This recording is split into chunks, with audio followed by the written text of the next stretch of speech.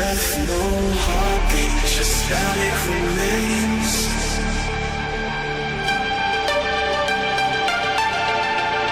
Hollow reflections, ghosts in the cold.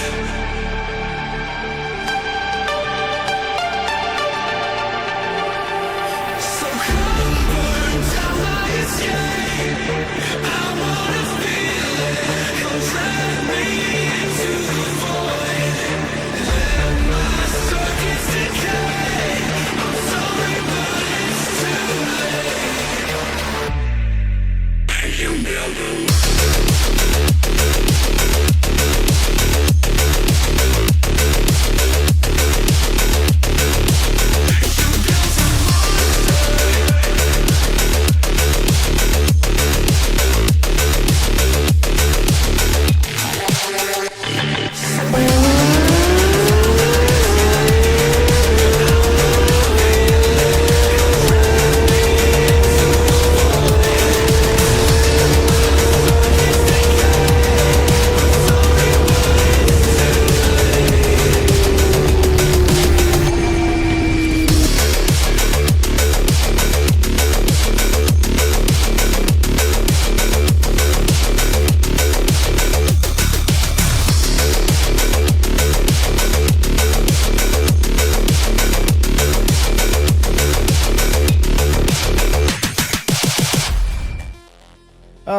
Happy Friday. How's everybody doing today? Today's one I've been looking forward to, and we're going to be figuring out, at least from my own perspective, what the best GT3 experience is. Now, it's important to remember, this is my opinion. I am not influenced by other people's opinions when I make a decision, like, say, today's stream, where I drive all of your favorite sims, and I choose and I rank them in order, and reasons why I rank them that way. I'm going to use the same scale I do with LMDH, by the way. But I'm not going based off of other people's. I'm not an impressionable person when it comes to that stuff. If the mob says that I'm wrong, then that's fine. I'm still going to like what I'm going to like, and I believe that everybody should be like that. You should not be influenced by the mob ever. So that being said, I'm probably going to be starting with ACC today. And how I'm going to start this is I'm going to do everything on Monza, because every game has Monza. Even though I'm not the biggest fan of Monza, because I just think it's a simple, kind of boring track. I wish we all had Watkins Glen for all the games, because that is what I would consider like a similar style track, where it's, you know, a very short, sprinty type track, but I think it's a lot more fun. There's a lot more track inside of a very small space. That being said, though, we're going to be sticking to Monza, so I do want your guys' help today, in the sense where I would like to figure out what is your average GT3 lap time on Monza.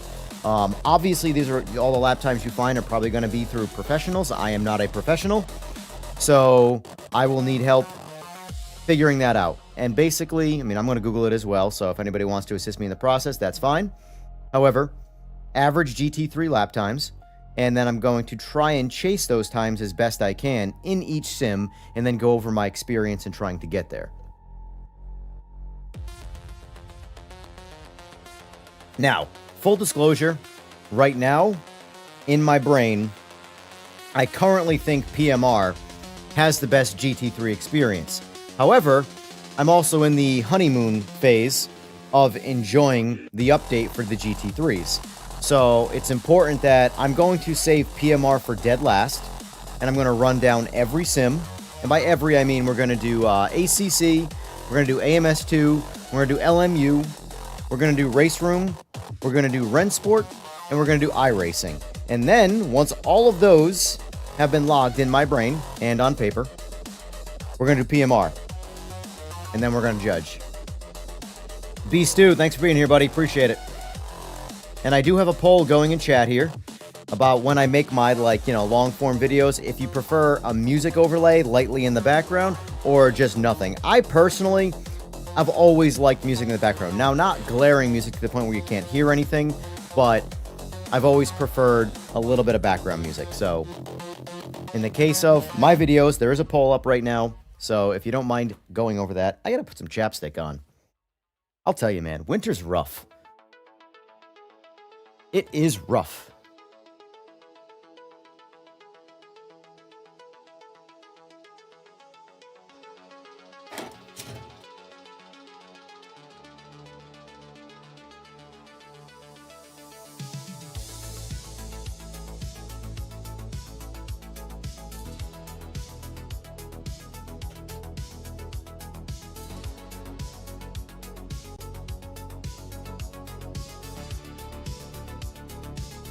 All right, the King Corey. What's up, dude? Enjoy your videos. Can you show your SimPro setup per game also, please? I have the same setup, and I'm struggling getting the right force feedback dialed in, especially with AC and Content Manager. So I don't have much time into dialing in AC. That being said, though, I can show you my base numbers on SimPro. This is my base numbers for every game I play, and believe it or not, I usually don't deviate from it. I just tweak it in game. So make sure always, I've learned with force feedback delivery, you always want to have your wheel be 1-to-1. So in the game, make sure that when you're, here, let me show this. When you're turning your wheel, it matches the car in the game. That's your 1-to-1 ratio, essentially. I have found that if you are deviated from that in either direction, force feedback, especially down in the early, small, detailed moments, really isn't delivered correctly. That being said, though, I run max on the force feedback, 0 filter, because I find the filter can just be, even at like 1 or 2, can just be too aggressive on pulling out a lot of like curb detail and stuff like that. So I leave that to 0. I don't want anything filtered out. Especially the higher the base you have, the more you can get away with 0 filter. Wheel rotation speed amplifies essentially centering force. So if the game itself doesn't have strong centering force, I recommend adding some. But most modern titles, for example, have pretty good centering force. So, for example, iRacing is the only one so far that I have added wheel rotation speed. Now, there might be some other smaller games, drift games, whatever, that there's really not a whole lot of centering force built into the wheel calculations through the game. So that's where this would come in. The higher this number, the more the wheel will... See, right now, the wheel is super light, right? And if I put this to 0, it barely moves. Now, the reason why that is that it basically just allows the wheel to recenter, but it's too unauthentic when it pairs on top of the game's already introduced centering force. So a lot of games, you'll just find it chasing the center like this the whole time. You'll be going straight down the road and the wheel just oscillates back and forth and you're sitting there holding on to it. That's not what real cars do. Not any car that I've ever driven in a straight line, at least on a smooth surface. You're going straight down a road. If you lightly lift your hands off the wheel, you'll feel a little bit of maybe some vibration depending on the suspension and the rack and stuff like that. But at the end of the day, the wheel doesn't do this in a straight line. So I typically leave that at 0. Feedback detail, this is also amplifying what this is trying to filter out. This will make curb detail skyrocket. You'll feel the bass will get louder and stuff. I leave it at 5. It's a nice starting point. I don't like it at 0 because then it's so muted. All of this stuff is artificial. So no dynamic stuff going on, meaning dynamic changes. So it can essentially change and lower force feedback. Like, let's just say the game is delivering, I don't know, a consistent 10 Newton meters of force feedback. This can, depending on certain scenarios, raise and lower that. And I don't like that. I want it to just rely on the game's delivery of the force feedback to run it. Same with torque assist, mechanical damper, that's in every one. I have damper at 0. Mechanical friction and inertia I like a lot better because these are kind of like a damper where they increase stiffness in the wheel. However, it's more of an authentic type friction, whereas this just feels quiet and muted with the damper. Slew rate 0, no limits, and then that's honestly basically it. I turn a lot of things off because a lot of it is just filtration and artificial nonsense.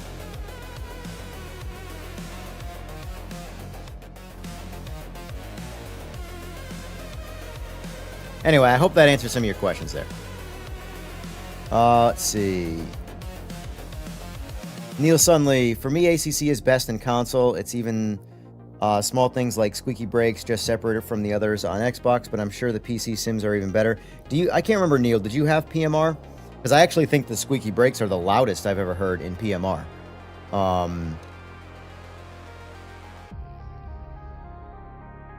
Kenobi, what's up, EJ? Listening in on work while I'm working on some steps from PMR. Very nice, very nice. Making progress. I'm telling you, I'm going to need a super secret, special, one-of-a-kind, C8 GT3 setup to amplify my terrible driving skills. I'm just saying. What's going on, Fway? Welcome to the party. Morning, AJ. Gotta have that BPM metronome to keep you consistent. So music definitely helps me drive. I've decided that I don't really like making videos, at least when I'm playing games, off stream, because it's hard for me to talk like I'm doing right now. And this has always been the case. I've been playing around and dabbling with YouTube for 15 years now, and it's always been difficult to talk to nobody when you're making a video. It's why I hate doing it. So for me, I record my videos live on stream. I did 2 of them yesterday. They're going to be coming out in the next couple days, and it's just me driving around the AI and stuff. But I have to practice where I don't look at chat while I'm making the video, but I'm still talking to chat. I'm just not reading any responses. I'm not deviating from the game, and I do have to mute the music a little bit, and then I can add it later on in post. Sounds good, King Corey. Sounds good. For anybody joining, please, if you don't mind, liking the stream. It helps promote me. And also, too, there is a vote in chat about, do you want no music or music in my videos? Light background music, not like cloudy, can't hear me talk, can't hear the car stuff. Just something in the background to sort of, get a little more jive, if you will, into the videos. Yeah, I got PMR after the latest update. After reviews like yours said it's a lot better. I find it better than Forza, but it needs a few updates still, in your opinion. No problem, Neil. I find it a fair amount better than Forza, personally. Just from the driving aspect. As far as a game is concerned, there's a lot more game in Forza. Forza is much more like Gran Turismo 7, whereas a sim is usually much more basic. Anyway, let's get ACC fired up right now. First, let me check my fan speeds here. I did not turn those up. Gaming. I run fixed fan setups, by the way, if anybody even gives a shit, on my PC. Because I want my computer, when I'm just doing basic things, to not make a peep. And then when I'm gaming, I don't blast the fans, but I turn them up quite a bit and I leave them there. And I put my headphones on.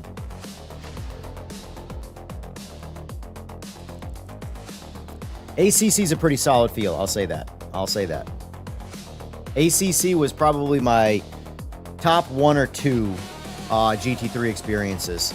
So this is the only way to do it, though, guys. It's very easy for your brain to be convinced of something, that something is better when it's not, because you haven't played the other thing in a while. So that's why, like, for me, I like to drive through all of these back to back. So before I actually do this, I forgot. We have to... Where is it? GT3 times on Monza. What is your average GT3 lap time on Monza?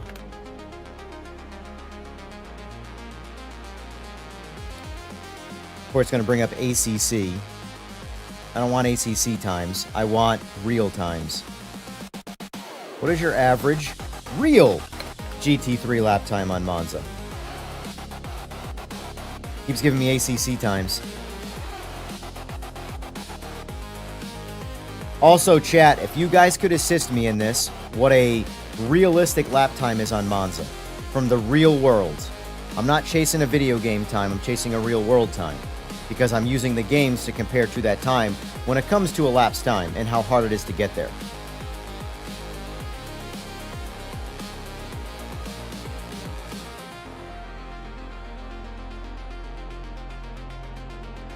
This is harder than I thought it was going to be. Google is letting me down.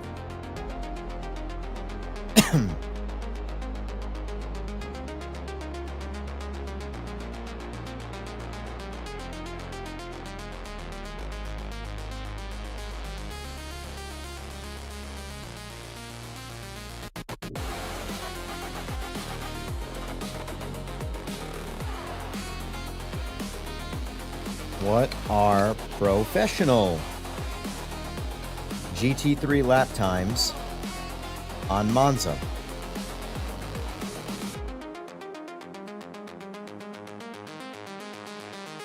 It's all ACC.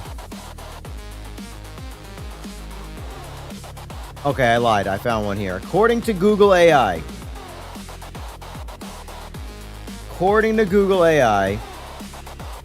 professional GT3 drivers typically achieve lap times at Monza in the 144 to 147 range in dry conditions, with top-tier qualifying efforts sometimes dipping into the high 144s. In high-level simulations like ACC, competitive pro-class drivers run 145 to 147s, while the expert quote-unquote alien lap times can reach 144.3 to 145.6. All right, well, I know that I struggle to go under 150 because I suck at video games, so...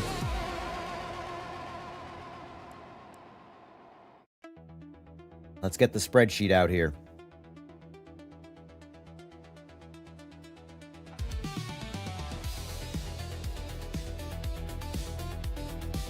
So we're going to edit this.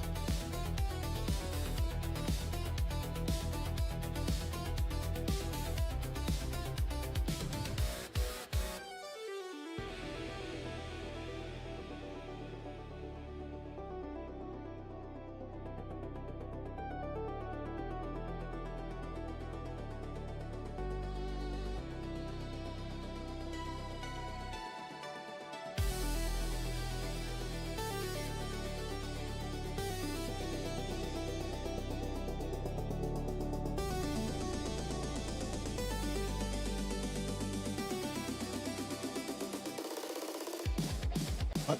Oh shit, wrong way.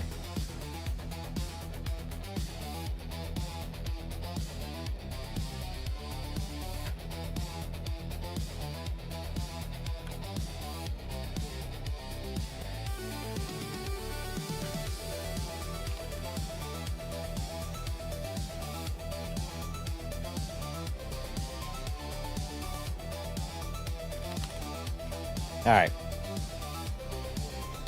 Save. GT3. All right. So I now have a GT3 file for this test.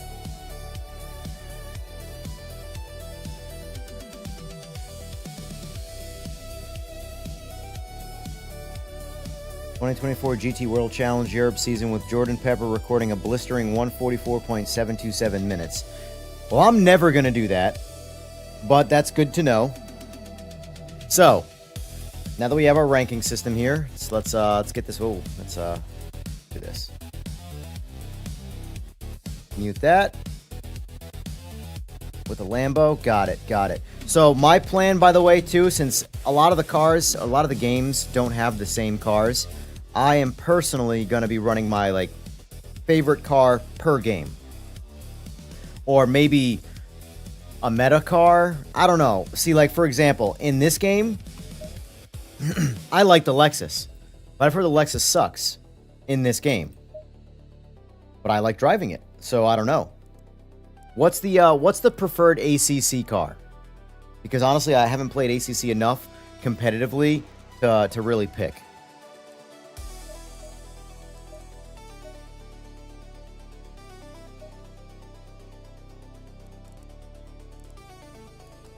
Assists, line off. Yep, I don't care about this stuff. Okay. McLaren.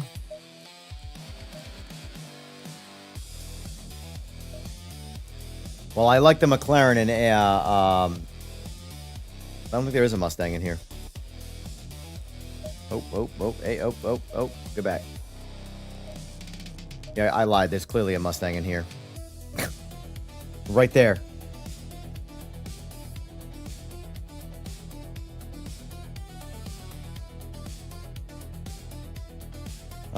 Looks like Albert raised you, Michael, and found one that's faster in the 296 GT3 at 144. So, all right, this is what we'll do then for the ACC. We'll go with the actually, let me see if they have the Ferrari 296 GT3. So we'll go with this guy because if that is true, the record time is set with this car. So we'll give this one a shot.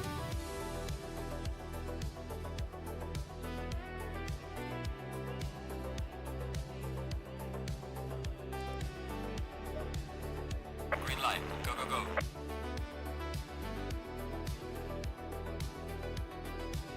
Map 3 of 10. If I recall correctly... Oh, that's brake bias. Guess I gotta map my buttons better. Hold on. This, a lot of the games I haven't mapped my wheel. Or my FX Pro wheel, that is. So controls. Humana.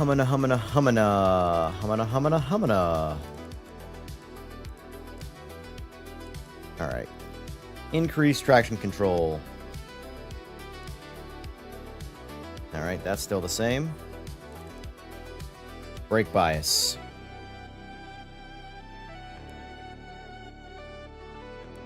Okay. Oh, that was AB. Son of a biscuit eater. Hold on. That was ABS. Put the wrong one.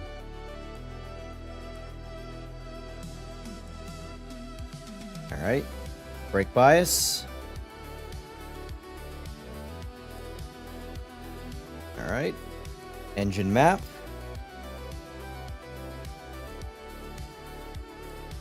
Got it. Alright. That's all I really cared about doing right there. Save. Yes. Overwrite. I'll only ever use this wheel on GT3 since that's all this is. Alright, so TC. It's weird. I can decrease it, but I can't increase it. Try that again.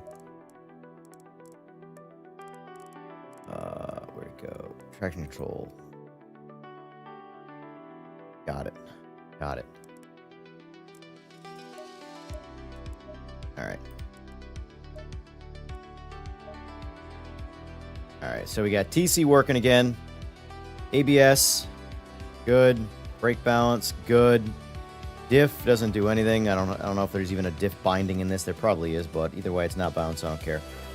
Map. Like, correct me if I'm wrong. Map 1 is the fastest map, right? I want the car to be as fast as it can go. I want to say map 10 is the slowest in this case. Lower map is faster, correct? More power? More fuel, as they call it in simplified terms?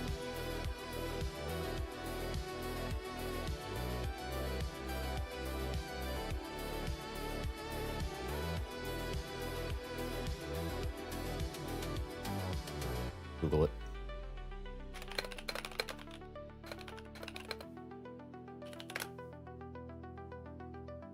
Map 1, that's what I thought. 'Tis what I thought. So map 1, what we want, because again, we're trying to go as fast as possible. We're not trying to do any kind of endurance, save fuel, or anything like that. We are just trying to send it. So, map 1 already set. Let's do some runs. Good luck, me. All right.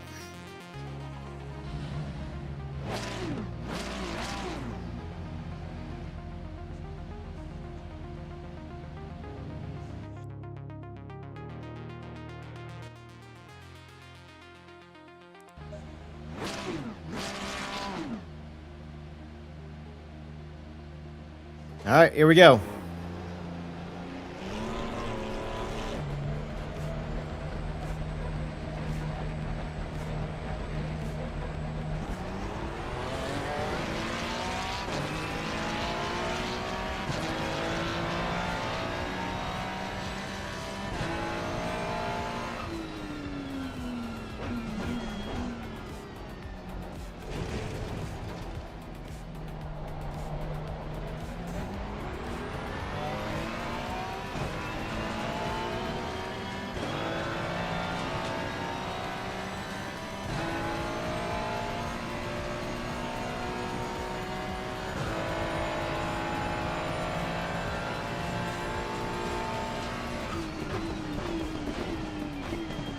All right, so 150 is too early.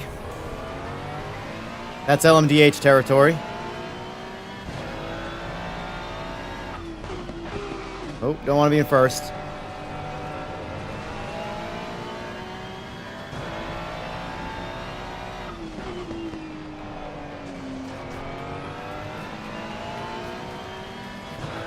I like the turbo noise.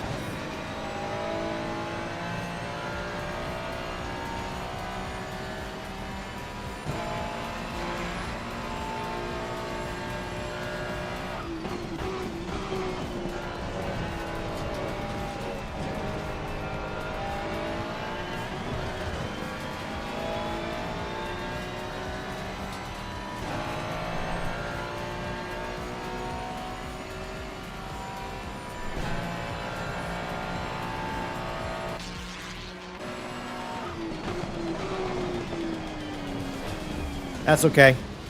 We're just warming up.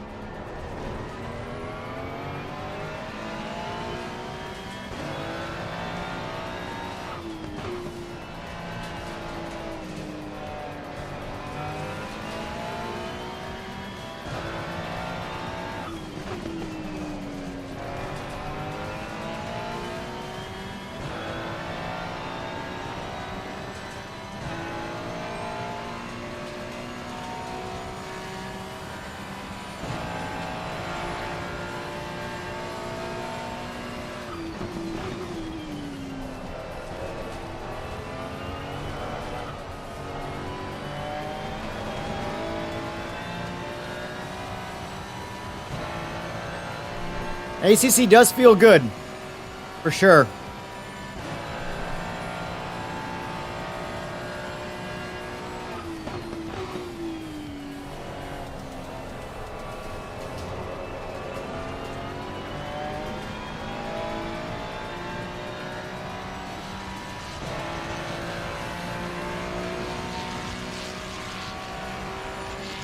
$153.7, aka dog shit slow.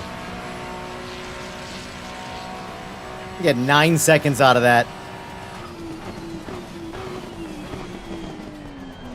Oh, that ain't it. That ain't it. That ain't it. Jesus Christ.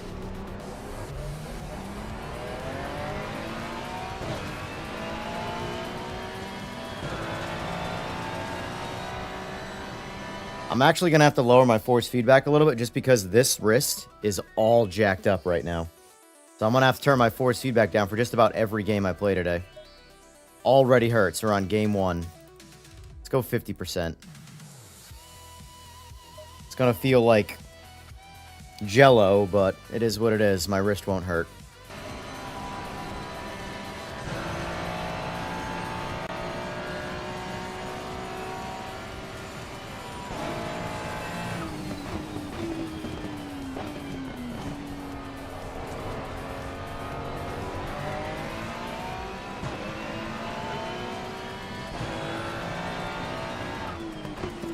I gotta say, ACC's got good sounds, man.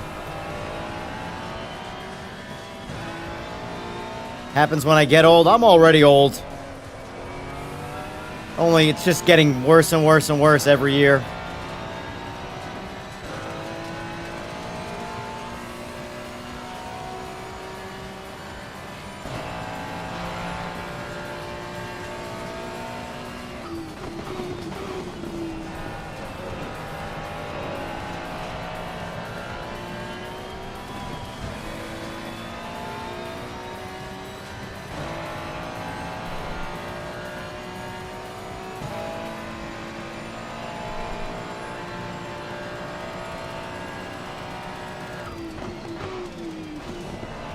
This car wants to be in second.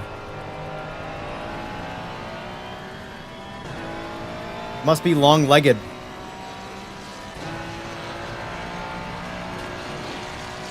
Chicanes will probably brake deep, go first gear. And then second gear for some of the higher speed ones. So let's do 125.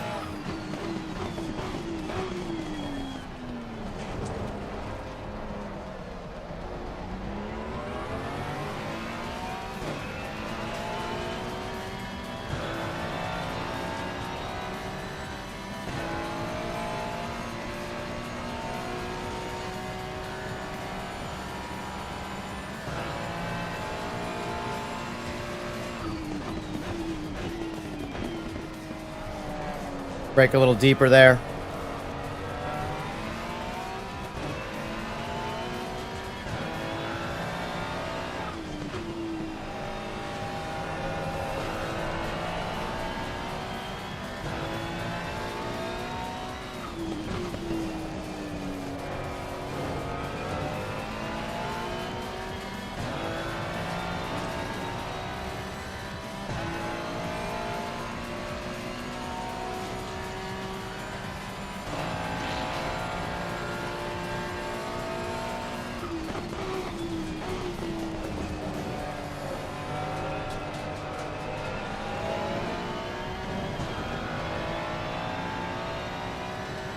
That slowed us down a lot.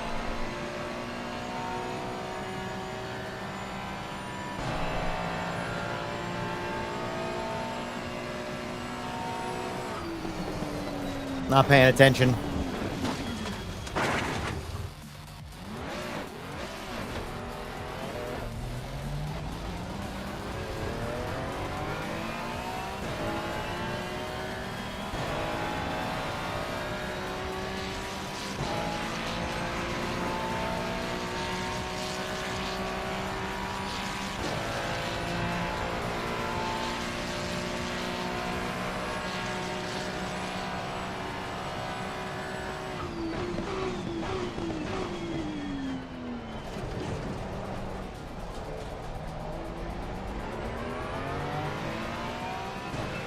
Man, I just cannot find time. I find a couple tenths here and there, but then I lose them. I'm behind already.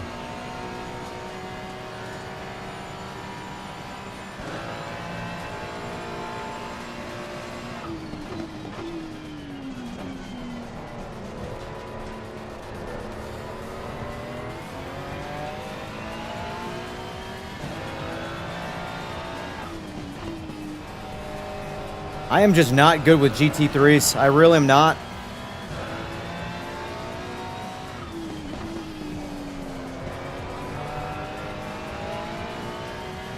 The experience here is fantastic. I am just slow as shit.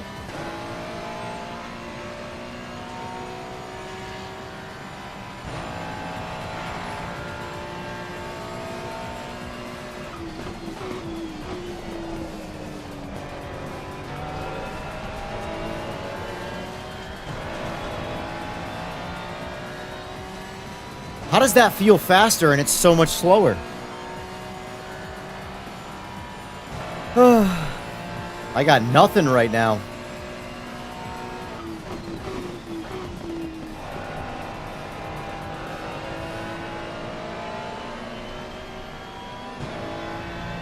Half a second slower.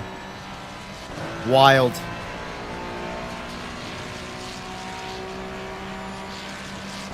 It's AC1 that they use.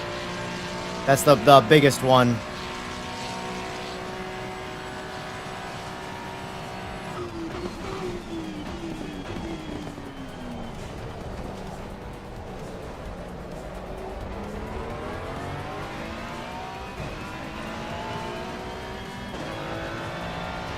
Not even a tenth. Not even a tenth. How the hell do I find 9 seconds? I'm struggling to find tenths.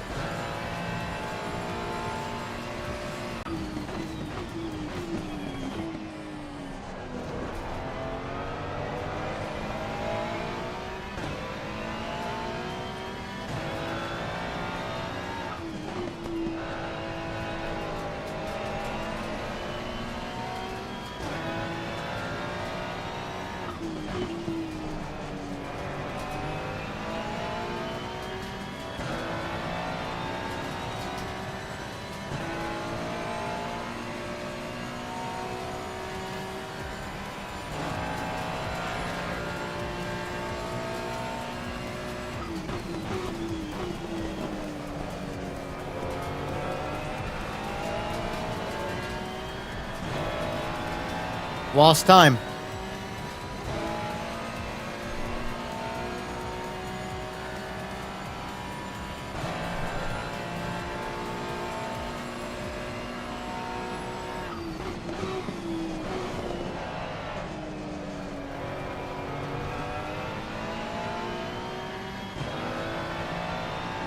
Slower. I'm done. I went my fastest time my first lap. I can't even get to my first lap again. 1:53.74 is the fastest I could pull off in this car. Out of what, 5 laps? That's crazy. Like, I fully expect to not be good at this. I don't play this often. I can try another car and see if there's any variance in the car, but 1:53.74 is the fastest I could pull out of 5 laps. That's pretty bad. That's pretty bad. Let me at least write that down for now. 1:53.74.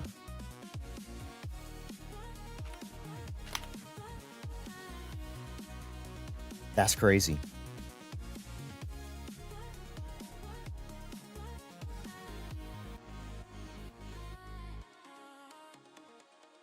Let's see. Well, based off of the amount of ACC that popped up when I was trying to find real Monza times, it's quite possible. So, from a fun standpoint, I'm going to give that... We'll start off with an 8. Difficulty? I mean, here's the thing. Like, what is difficulty? That was easy, in my opinion, but it was slow. I pushed the car as fast as I could push the car, and I didn't struggle to do that. You know, like in iRacing, I'm going to do the same thing, and I'm going to struggle. I'm going to crash a lot. That was, to me, was relatively easy. So, honestly, I'm going to put difficulty at a 6, because I want to leave room for... I would put it at, like, 2 or 3 if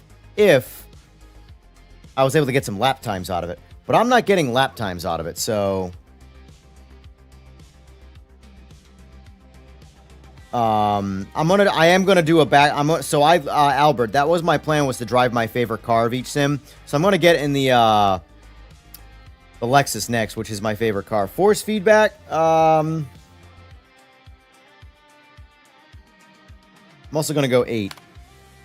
So 8, 6, 8 on the ratings. So now let's quit this and let's get in the Lexus. Jesus.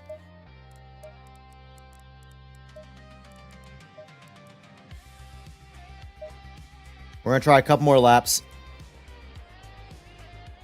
And we're going to see how it compares. Green line. Give it all you got.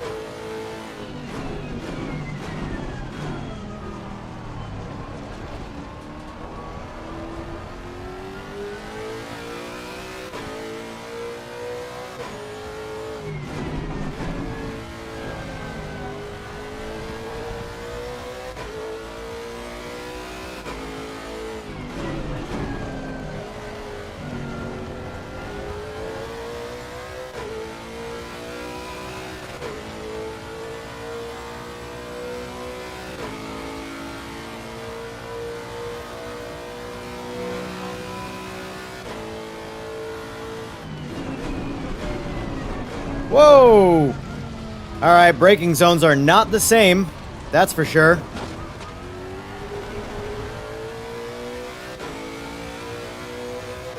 They are not the same at all.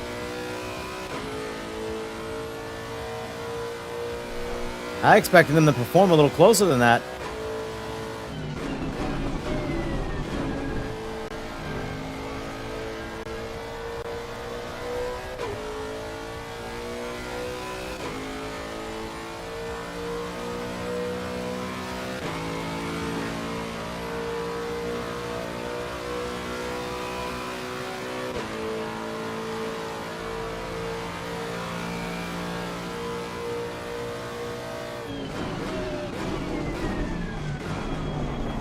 Yo, this thing doesn't even brake from 150.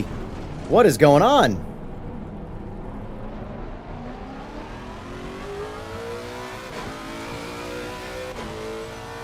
I don't know if it's got shitty brakes or, I mean, I imagine they're on the exact same spec tire, so it has to have shitty brakes.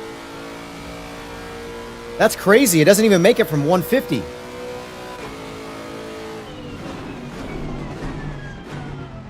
Alright, it did here for this chicane.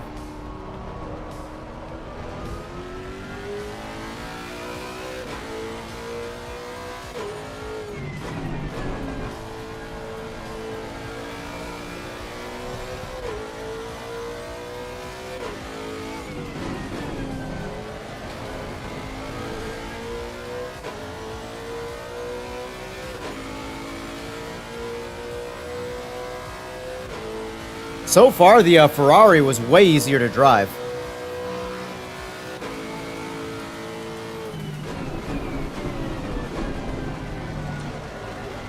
Way easier to drive.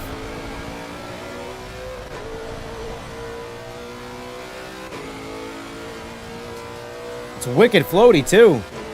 No, it is definitely floatier.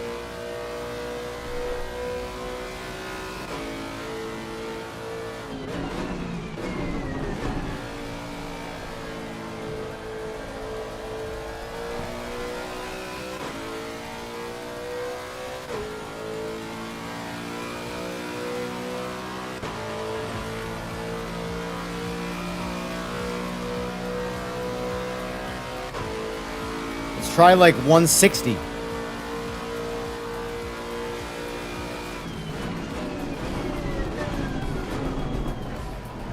160 is where we got to brake.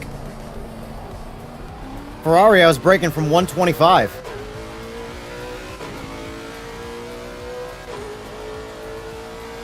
Funny thing is that this is the car I like driving around Nords in this game.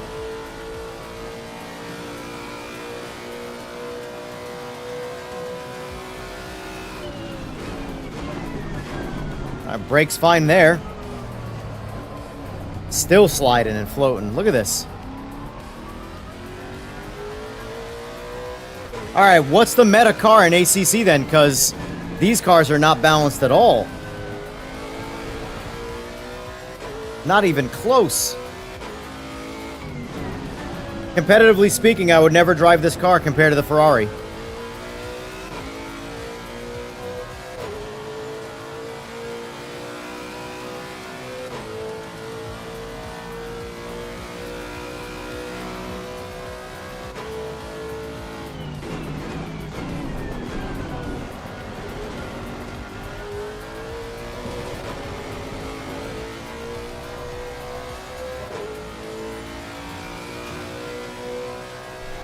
Coach Dave says Audi for high-speed tracks like Monza. All right, we'll finish this lap and then we'll get in the Audi.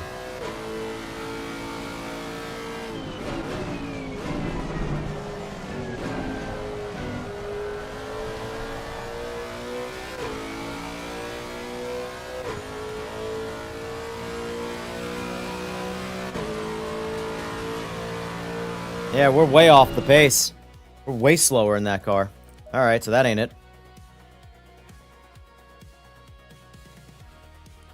That's weird because I actually like driving that car on all of my, or most of my experience with this game has been on Nords. Shocker, right?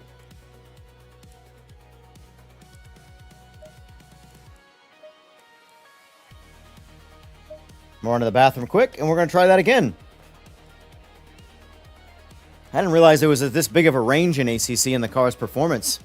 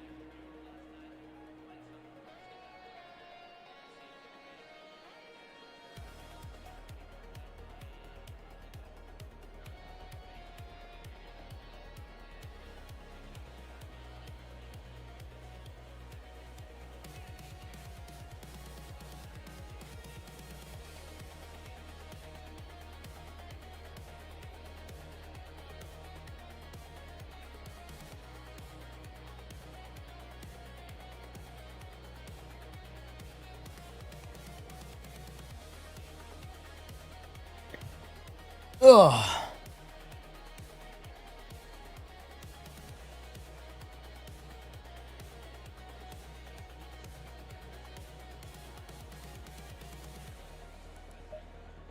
Green light, go, go, go.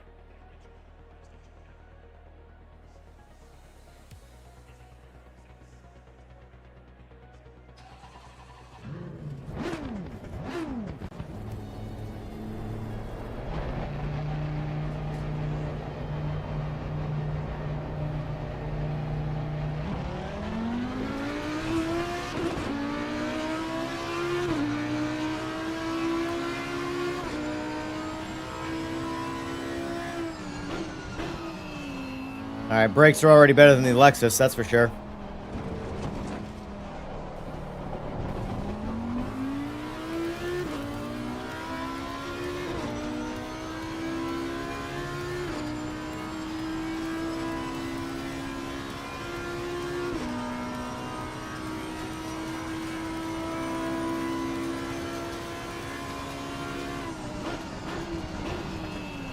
All right, so 150 is too early.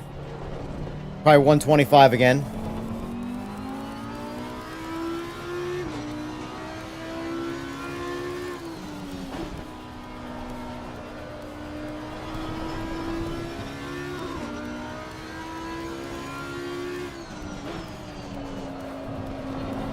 Rotates in really nice right there.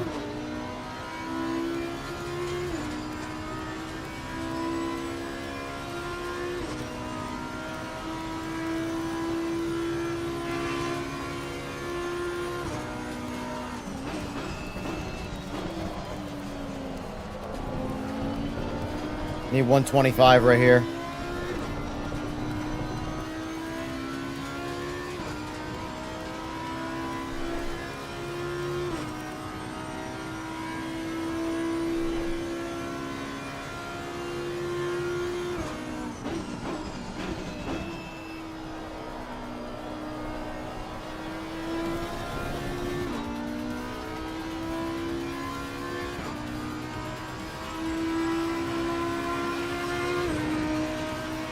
I like the reverb off the walls coming down this the straight here.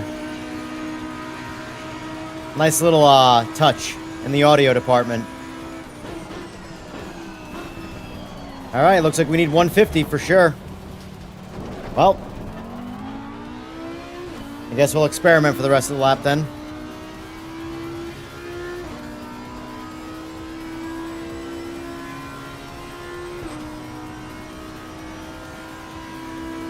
Testing GT3s across all the sims.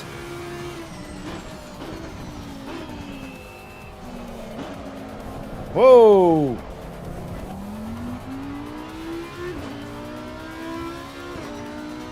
Slow. We're going slow.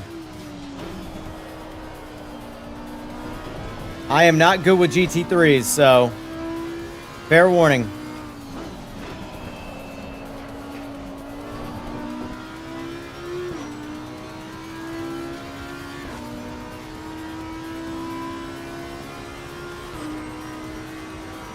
I'm going to be low to mid 150s in probably every sim. That's my guess. Wasn't paying attention there. Let's just get to the next lap anyway, since one was already shit. Alright, so we got to go 150. 150-ish. Maybe a little lesser. Like 125. And then 100 here.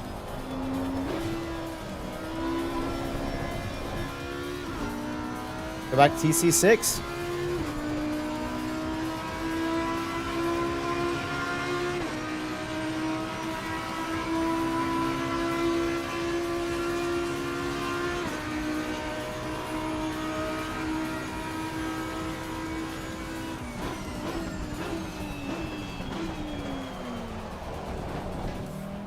$150 is actually kind of perfect for that right there.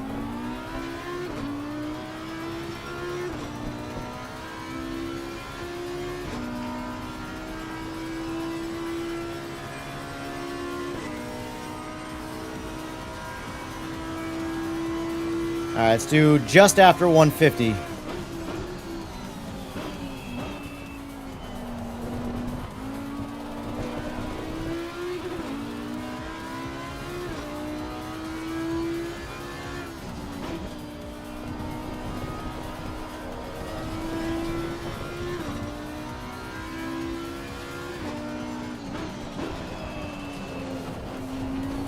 That was shit. Alright, so like we want 125 or so right here.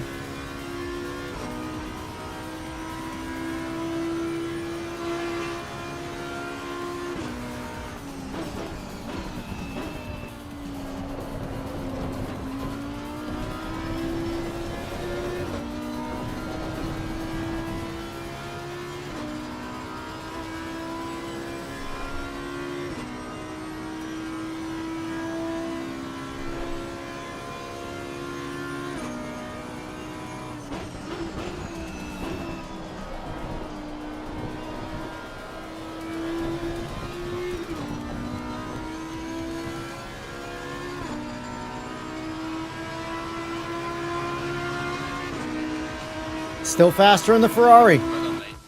We're still fastest in the Ferrari. And I know that lap wasn't, from your guys' perspective, pretty good, but I felt pretty okay with that lap. And still did 154.58. And we bested 153.74 in the 296. So I'm content with that. I'm content with that. I don't want to spend, worst case, I can come back to it, but I don't want to spend all day on just ACC. So...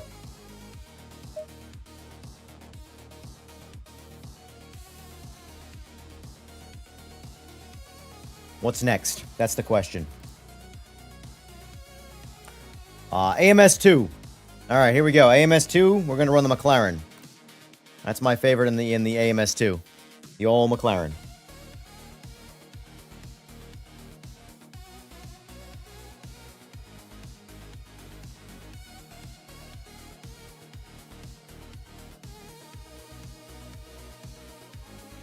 Mostly comparing games today, though, Josh, not mods. If I wanted to throw AC into the mix, I'd have to compare it as the base game just for what I'm doing. Because I'm getting in default cars, no configurations, no nothing. Just getting in and getting a casual perspective review of what is the best GT3 experience in these games. Or across the games, I should say. So, test day. GT3, Gen 2.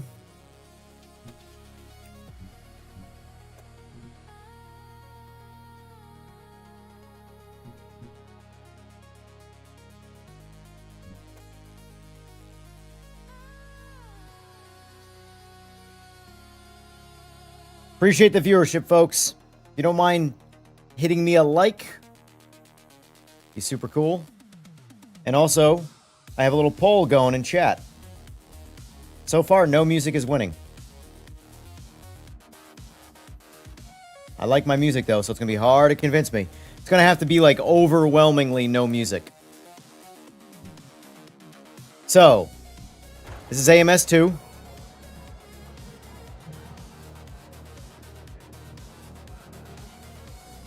Question is...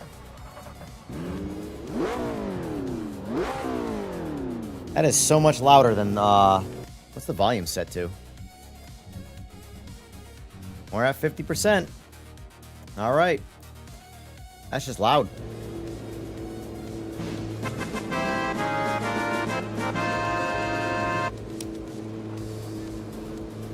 Pagani Zonda, thank you for the, sub. Another thing, too. How should I compare this tire-wise? Because a lot of the games, I cannot change tires. Actually, this one I can't either. So, that doesn't matter. So, AMS2 is one of my favorite games, period. Across the board. But just not in GT3s.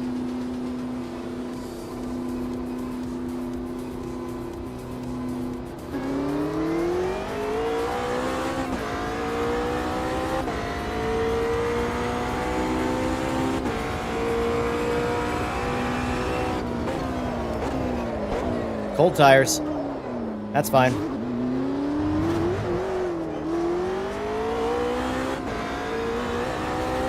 Get these tires warmed up.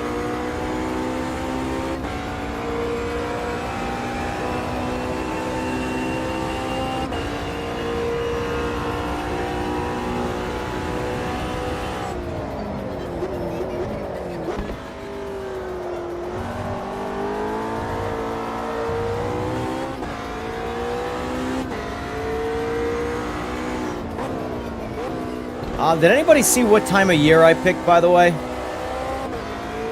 I don't remember. If it's one of the colder months, it's going to take a while to get this thing warm. And I don't feel like doing that, but it is what it is. We're already here.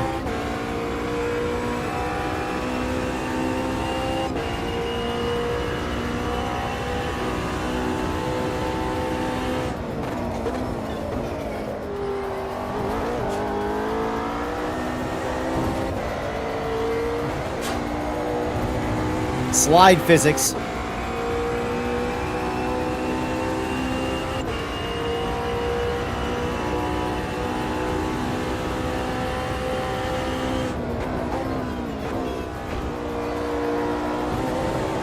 Oh, too much, too much. It's so hard to adapt to AMS2 from any other game because of the slidingness.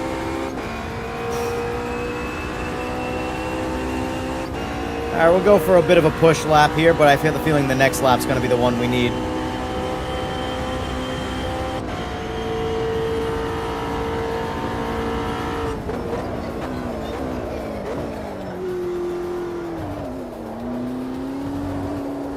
Oh my God.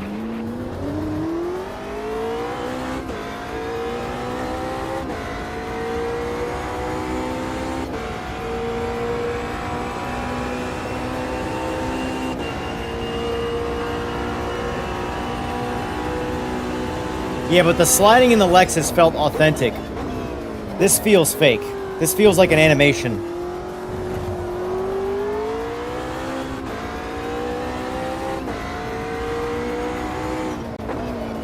I 100% prefer ACC's GT3 driving compared to AMS2.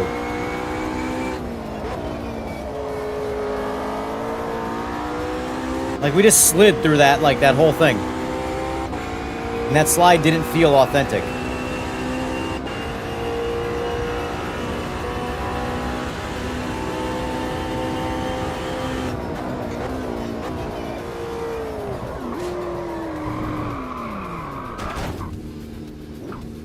Oh, there goes that lap.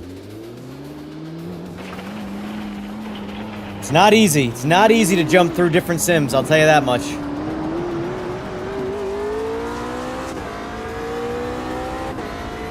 Not easy. Some people are a lot better at it. I am not.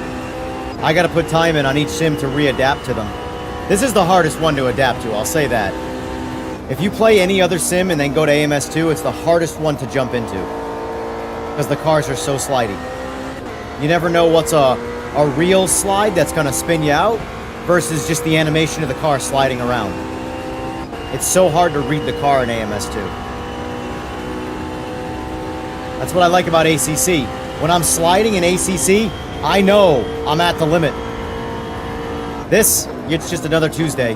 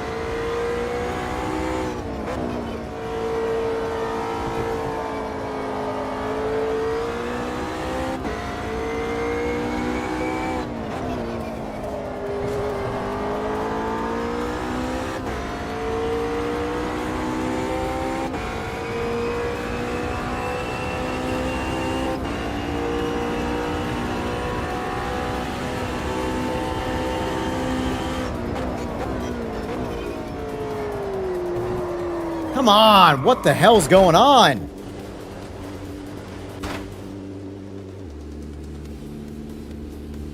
I will say this, I kind of had this feeling going into this. AMS2 was already my least favorite GT3 experience.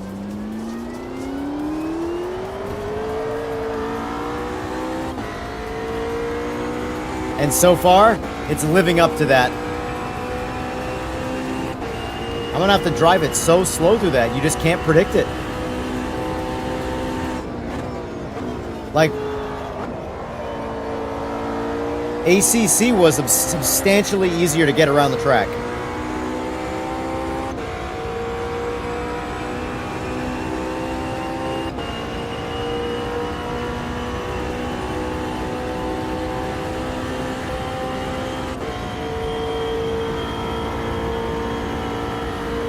It's one of my favorite games. I just hate the GT3s in them.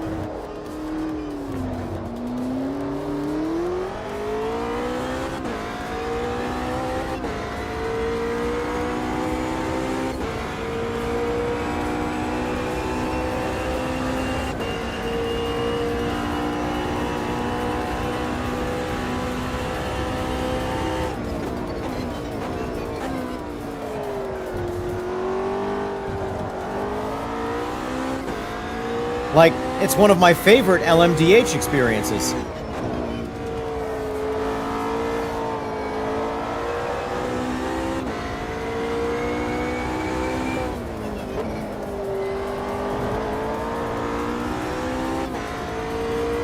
Formula cars are very good in this game. Like a boatload of fun. GT3s, I would never drive them in this game.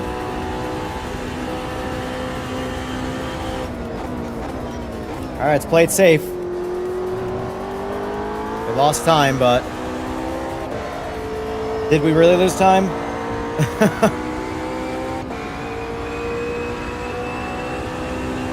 So far, this is our... if we finish this lap, based off what I have here, this is going to be my fastest lap.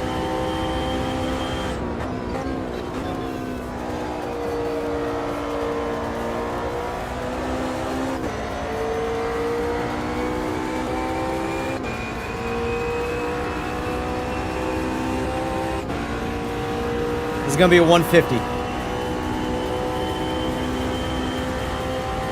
150.1. 150.1.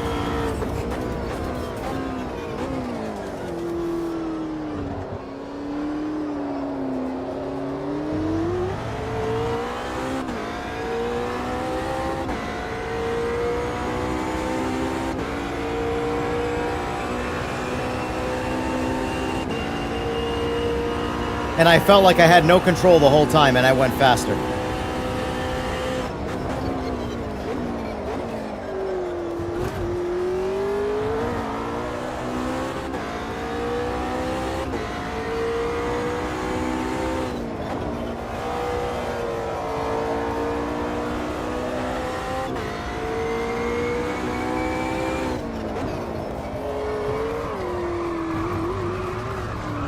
All right, I'm over it in this game. We got the information I needed, though. Got the information I needed. So 150.12. So let's update that. AMS2. That there was going to be probably a 149 if I didn't spin out. So I don't care though. 150.12. Fun. Way less than ACC. Remember, we're talking about this is a GT3 experience, not a whole game experience. Because ACC needs to be a good GT3 experience because it's all it's got. This game has literally dozens upon dozens upon dozens of different kinds of cars in endless tracks. This is still my number one favorite racing game. However, least favorite GT3. That's my guess anyway, in terms of least favorite. Right now, that was a lot less fun. So what did I put ACC at? 8? Let's put this at, for now, 5. Difficulty, 8. Because you can't predict the cars. You can't read the cars nearly as well as you can in, say, ACC. ACC, it tells you very much when you're at the limit.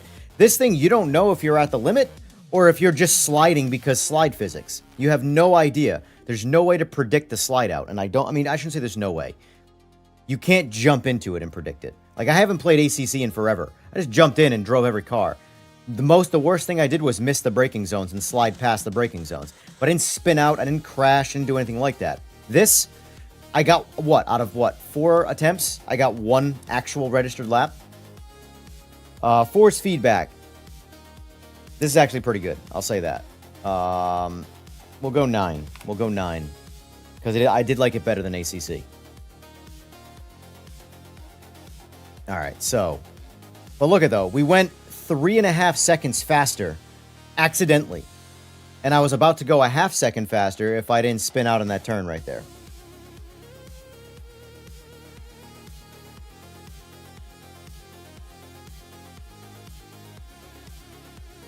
If the Albert, the lap time is not the determining factor on the difficulty. The lap time is irrelevant to me. The only reason I'm logging lap time is from a realism standpoint. The point, though, is that me getting around the track in ACC was substantially easier than getting around the track in AMS2. I did 5 attempts on ACC. I did 4 attempts on AMS2, and I logged 1 lap. I logged all of the laps in ACC. They were just slow. The point is that you can't predict the slidiness and the spin out, or you can't predict when you're going to spin out in AMS2 because of its slidiness. And that was a July time, so we had ambient temps as well. So, like I said, worst case, we can revisit later. I'm not trying to get stuck on sims. I'm trying to do no more than 5 laps. Right?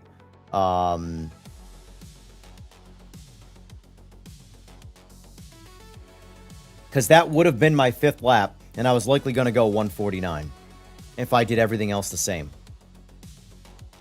So let's get into LMU. LMU is the benchmark of today's racing games, or so everybody says.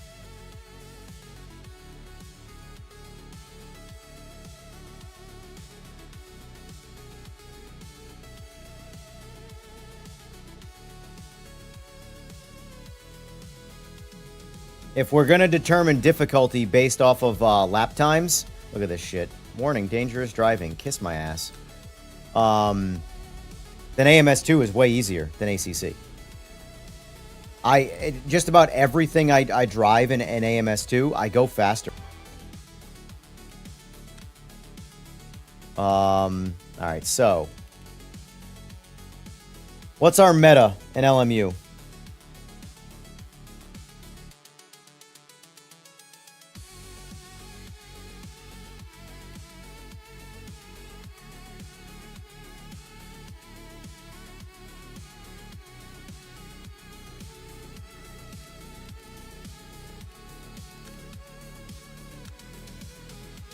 I do like the vet, admittedly. I'll give the vet a try. Practice. We're going to do tire pre-warm. I don't feel like warming up the tires. That's the biggest thing. McLaren.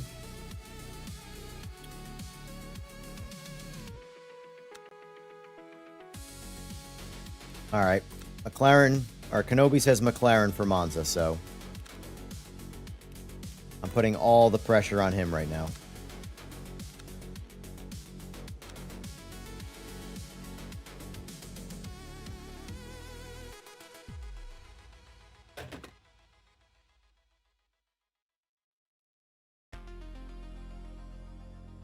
Now, I'm curious where this falls in line in the list, because I actually do like the driving in this.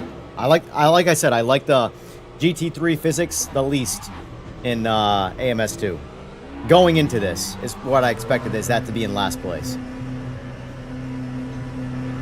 But we'll see what the final verdict is.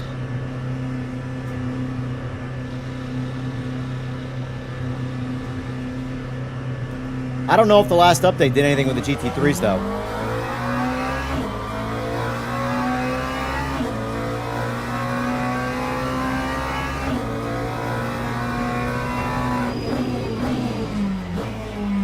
Good brakes, Jesus. I know we didn't have mile per hour there, but we had some good stopping power. I mean, I already like this driving experience better than AMS2's GT3s. And I haven't done anything yet.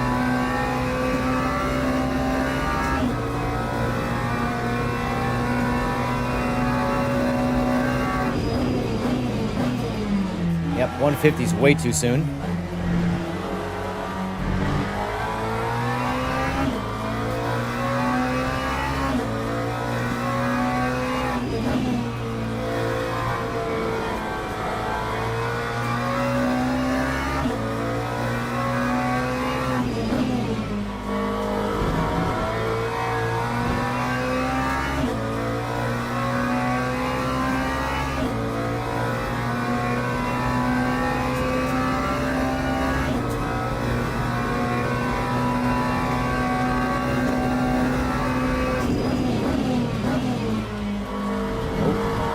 Yep.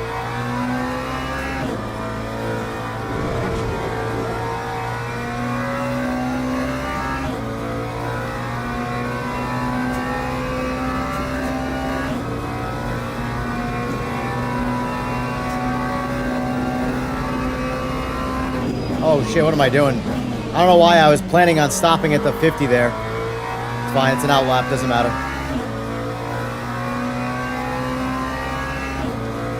Braking is really good.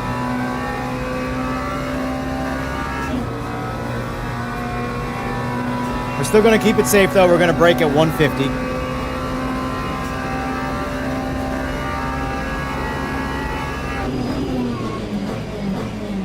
Way too early. I think we can probably do 125 here.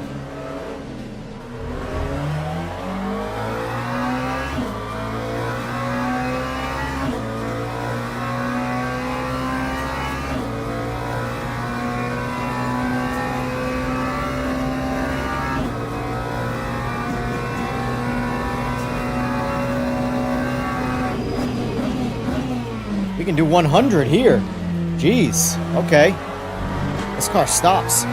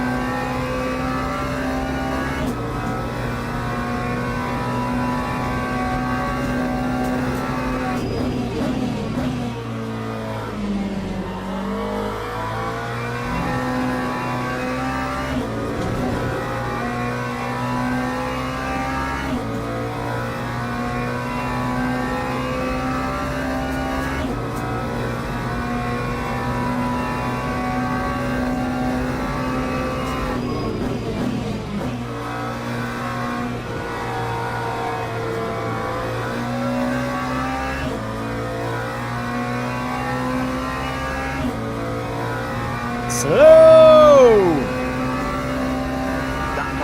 That was our slowest lap, period.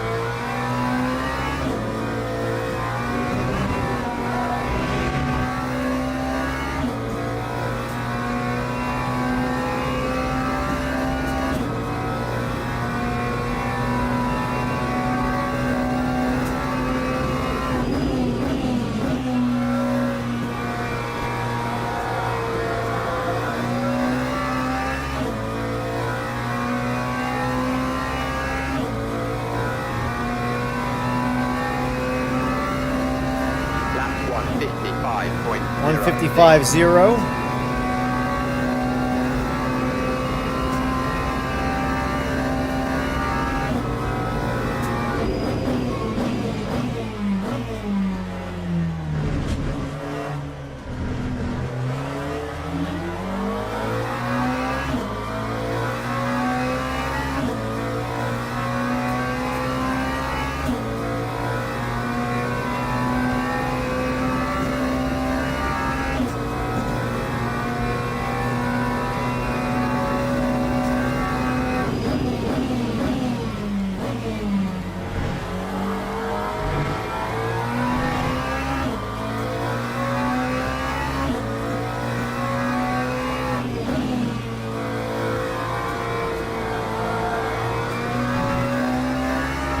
Slow.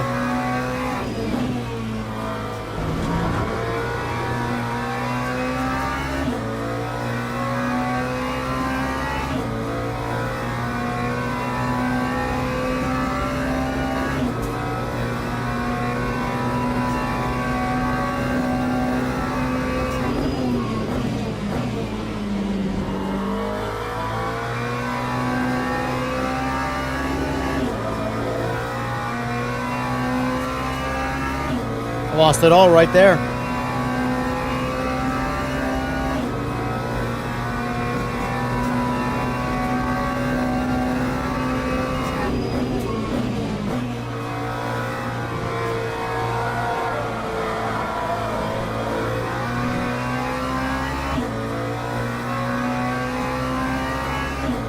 It's crazy how slow I am. Lap 155.87. How do these guys go so fast? Are they at least with like some form of setup cars? Because, wow, I am so far off any level of pace. Like, not even close, honestly. 155.0, you know, and like that felt, yeah, there's obviously areas to go faster, visibly. I can see it as it's happening. But the times these guys are going, 10 seconds faster, that's pretty next level. Let me pull up my chart here. An LMU. I gotta close LMU to make it. No, actually, I don't have to close. I just do this. All right, so I know I only did 3 laps right there, but I'll be completely honest with you. I don't need to do more laps. The only reason I would have to do more laps is to get a better lap time. And I'm not trying to chase lap times. I'm just trying to get like a generalized idea of lap time, right? AMS2, it took me a while, but my first completed lap was 150. For me to get to 150 on LMU, I'd be here all day. I'd have to learn how to drive the car. So let's just note it down. 155.059. Fun. We're going to put that at 9. That's been the best one so far. Difficulty?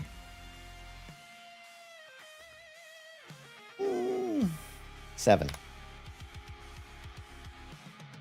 Force feedback. I'm going to be having to adjust some of these numbers here. I liked it the best of the 3 in terms of it giving me the information. The force feedback on the LMDHs needs a little bit of work in LMU, but the GT3 stuff I think is pretty good. So let's do this. 8, 7.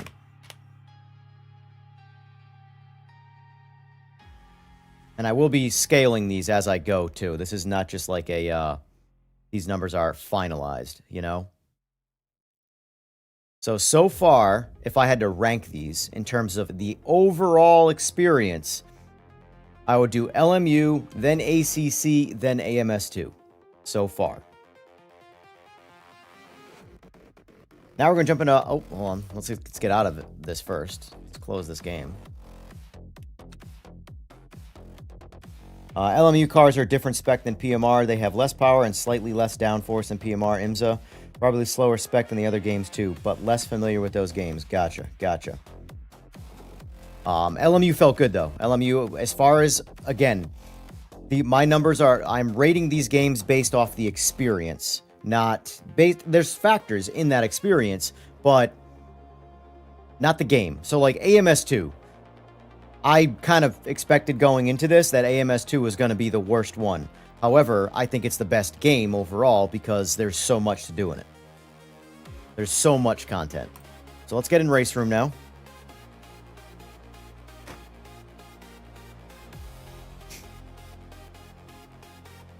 Also, shout out to all the people watching. If you don't mind tossing me a thumbs up, I really do appreciate it. Really appreciate it. These are my favorite streams to do, the comparison ones, where I compare all the games in their own, in a certain niche. Normally I do 6 games instead of 7, but this one was an ACC particular comparison. So you had to have ACC on this one.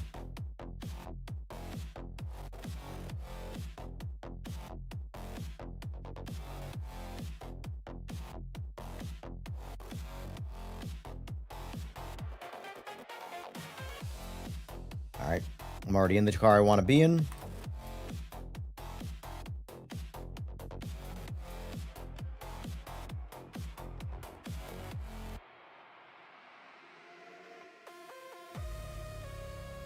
Alright. Leaning more toward LMU GTEs. ABS force feedback messes with my head. I like the ABS force feedback, honestly. Like, I really like it.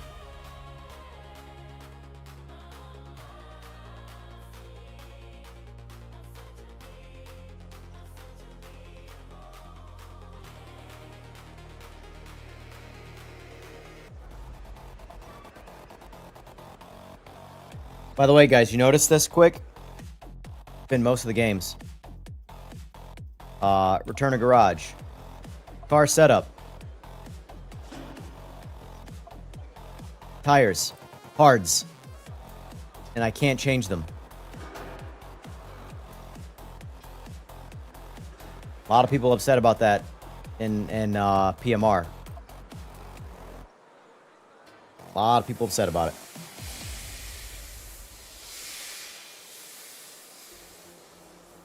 This is RaceRoom, King Sniper. And yeah, we'll see. LMU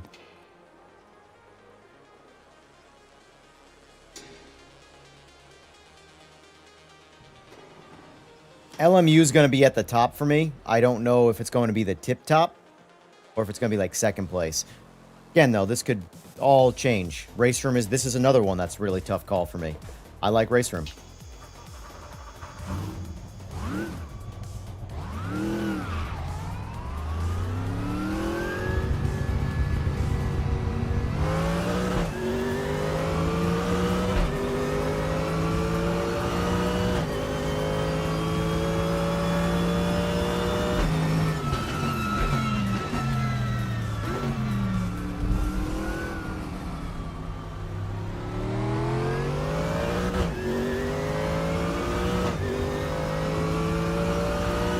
Not a whole lot in the force feedback in this, though. Very easy to drive the cars. I mean, I can technically multiply that.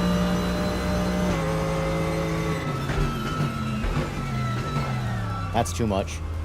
That's too much. Let's lower that. 1.2 maybe. 1.3.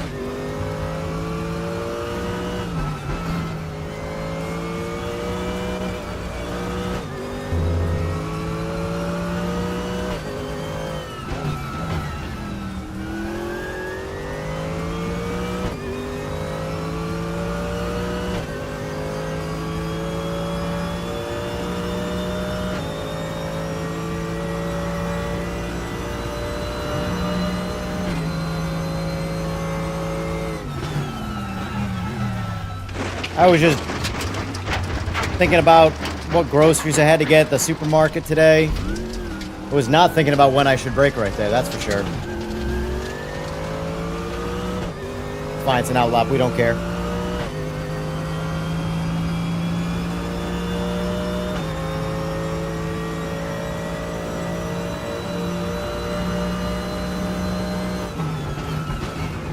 Damn, brakes in this are... 100 meters felt way too soon.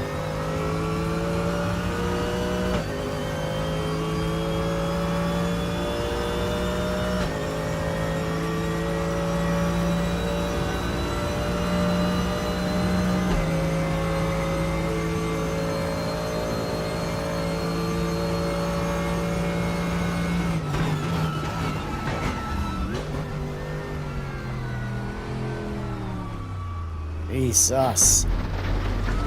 Invalidated already. I will say, RaceRoom, understeer city. The front ends just do not have grip.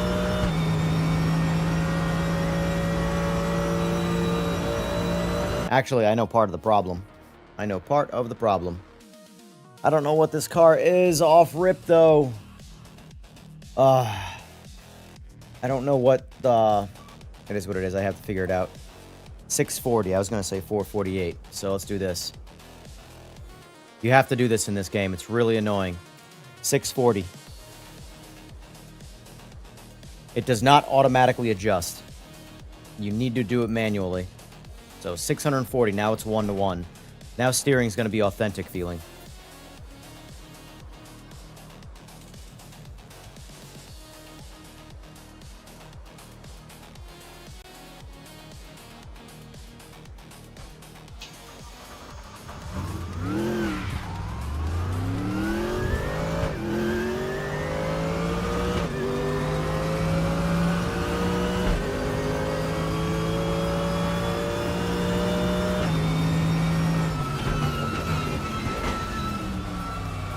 I mean, realistically, in PMR for that, yeah, that turning's much better now. Much better now. All right. Now we'll be able to make the chicanes a little bit better.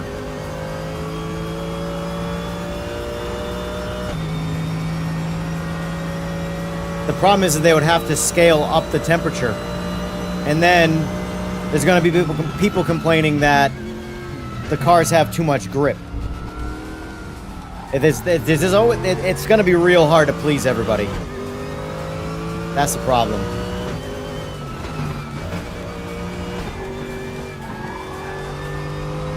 I don't know how to give the right answer for it, I'll be honest with you. Just didn't realize there's no brake markers right there.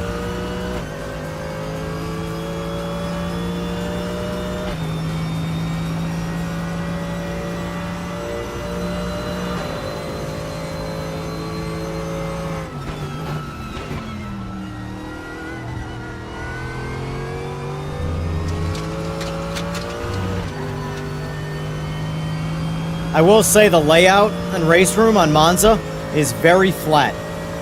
Not a whole lot of curbing, not a whole lot of things to sort of disrupt your driving, you know?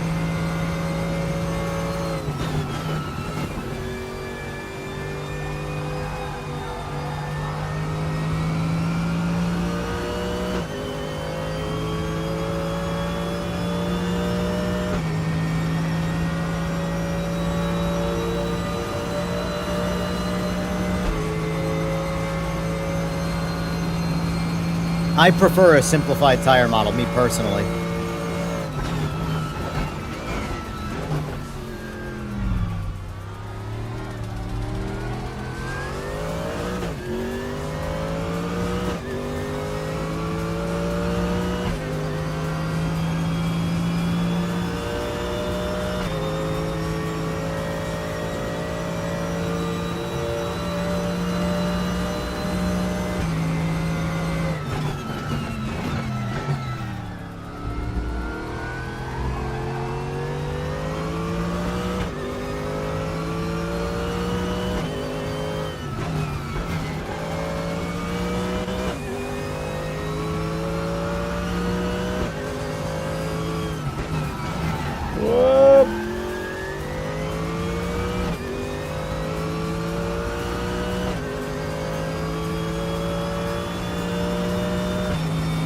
I didn't realize how important those braking markers were in those two turns.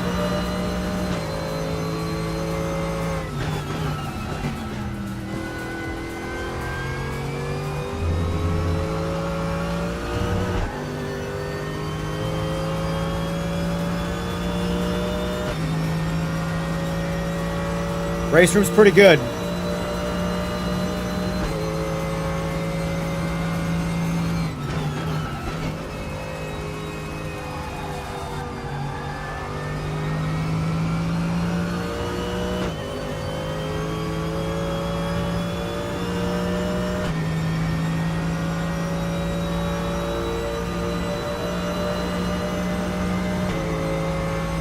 $151.77.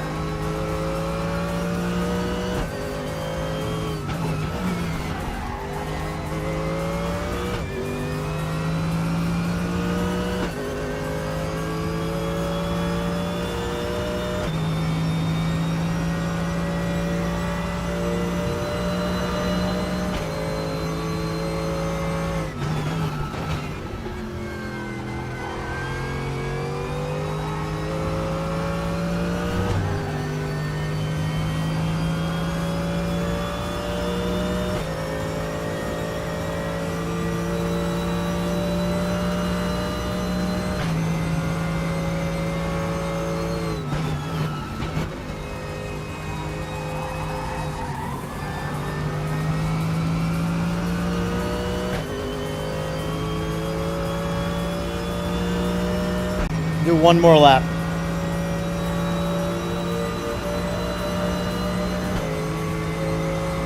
$150.67.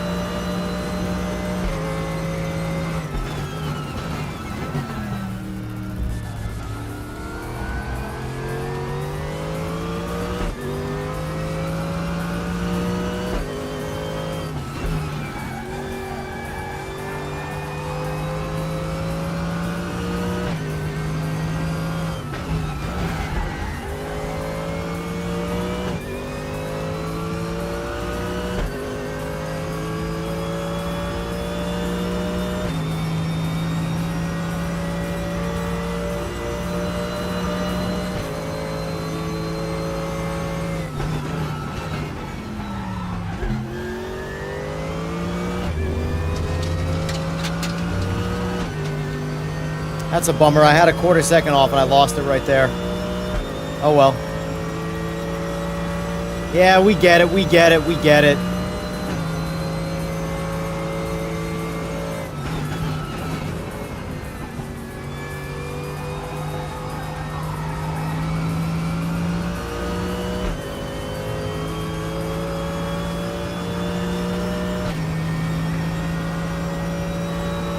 Hey Grumps, it's very much a better tire model. You know, it kicks. Honestly, it's fantastic. I have no real complaints about it. I'm sure some people won't like it, and that's fine. A lot of people don't like change. The biggest reason people don't like change is because they get used to something, they get decent at that thing, and then it changes, and all of that time feels wasted. That's sim racing. That's competition, man. You know, that's just the way it's going to be, unfortunately. So, what was it? 150.67. So, let's bring this up. RaceRoom. 150.67. Fun.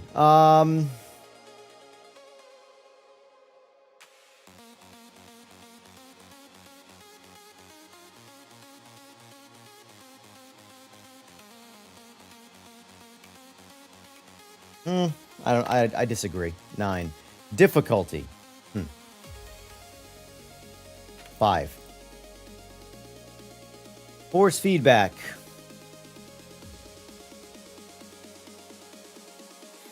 8.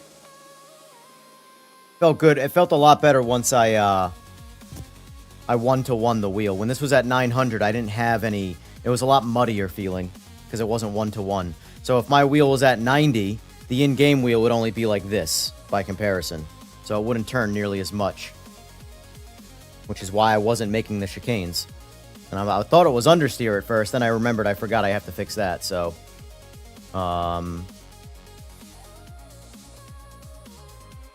So basically how I rank these later is I add up the points. And that determines which is the better experience overall.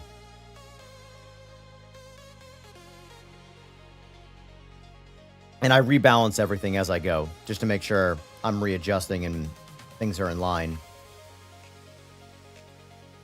But look at the difference in RaceRoom and ACC. Same effort. Same driving effort. Same with LMU. It's even slower. And ironically, I'm faster in the LMDH cars in LMU than I am in PMR cars. I have the feeling in the PMR car, I mean, unless I suck out of nowhere, like more than usual, I shouldn't have a problem going 150, 151 in the PMR car. But we'll see. Next up, Rennsport. It's, my presets. Expand preset, AMS2, default preset, discard. Alright, Rennsport. Rennsport will be the easiest, but not necessarily the fastest.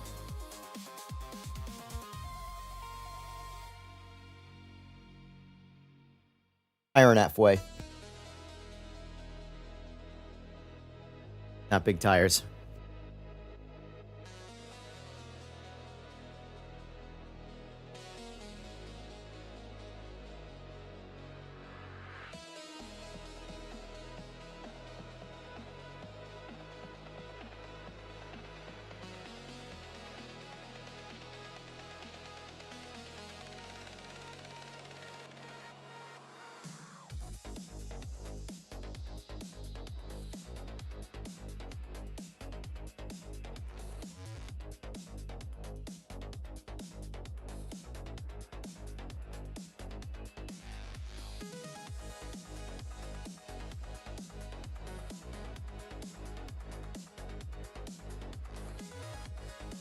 Ugh.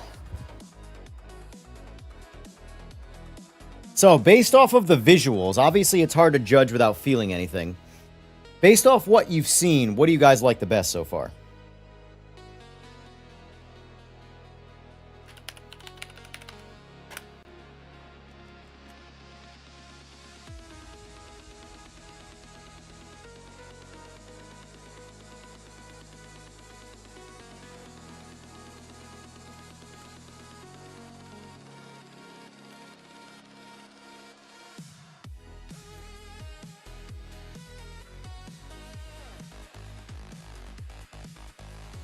Alright, so select car, GT3, we're going to go with the Porsche. I personally like the 2022 model better. I don't know, I'm sure it's purely placebo and has no actual effect on anything, but yeah. Visually, LMU first, AMS second, ACC third. Okay. I would say so far LMU has the most realism based off of all of the things going on. Not focused primarily on just driving, although I'm sure that's up there in the realism world. But in terms of the overall experience, I'd say LMU is just giving me the most die-hard sensation of a sim. Even more so than ACC. About a year ago, ACC was my... would have been my number one for this. But these sim and AC, that's the thing about ACC. ACC's never going to get better. It's never going to get worse. It's just never going to change. It's done. seen ACC and RaceRoom. RaceRoom looks... I mean, RaceRoom is very, like, detailed. Like, not... like, the grass over here is really much more detailed than RaceRoom. But I'm saying visually, it's just a really, really good image on RaceRoom. And it's a very smooth...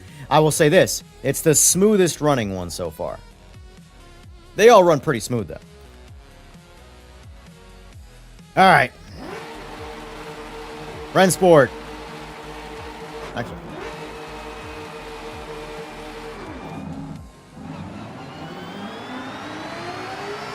Yeah, I know. I figured that. I was curious to know if it would stop me automatically.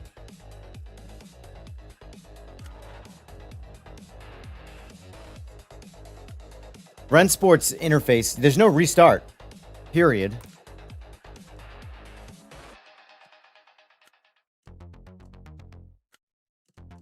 Like, you gotta do it all over again like it didn't happen. Really kind of annoying. Set it up as time trials, though.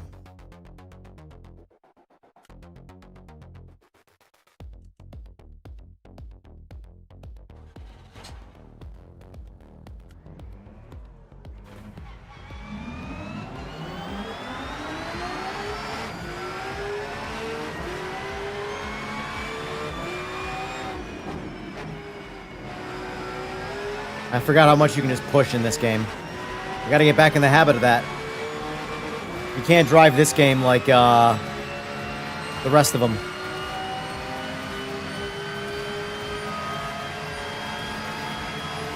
You gotta drive way past the limit.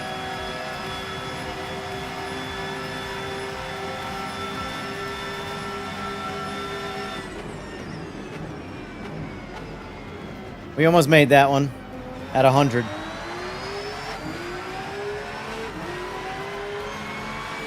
Is there a restart? Restart time trial. That's what I want to do. That way I don't have to do a whole new lap again.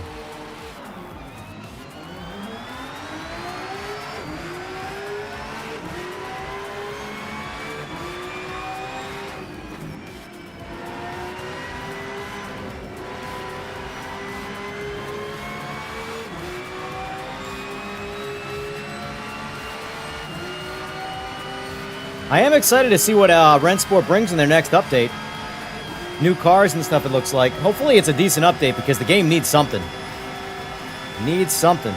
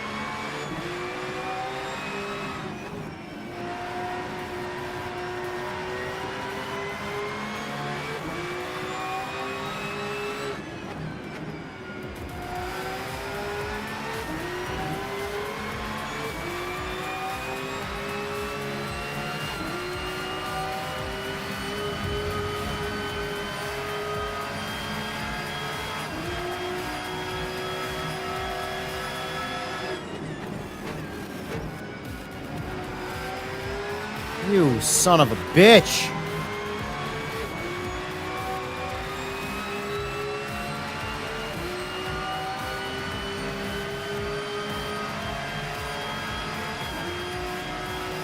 I will say, this game does have some pretty aggressive track limits. Let's see what this lap time would have been, though.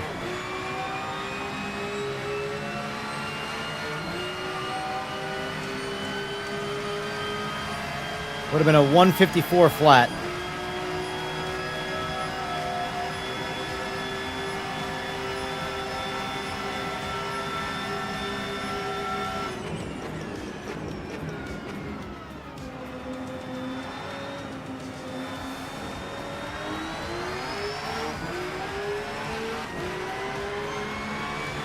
I think I can agree with that, John.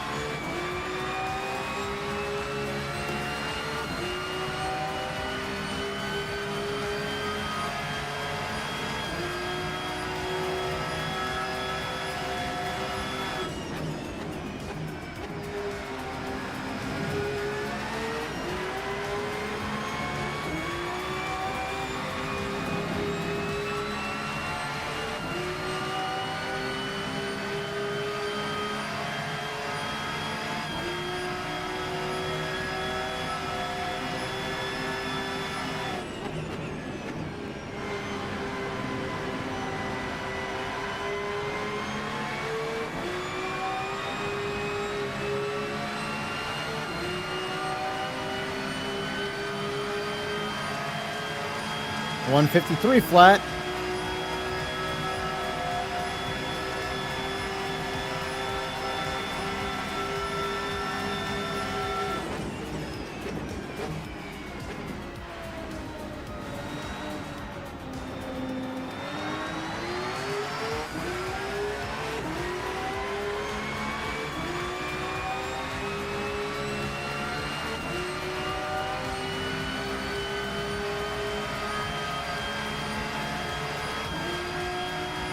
Let's go 100.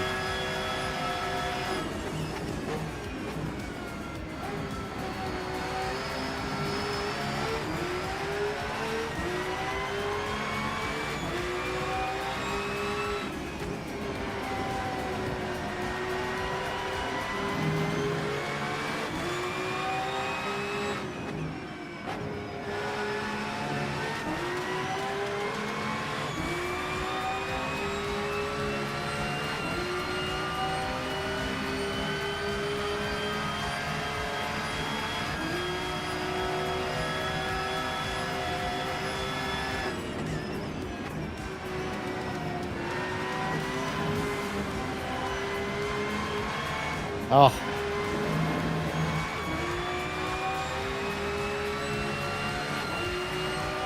We went into that 0.6 of a second faster. We're about to be zeroed out.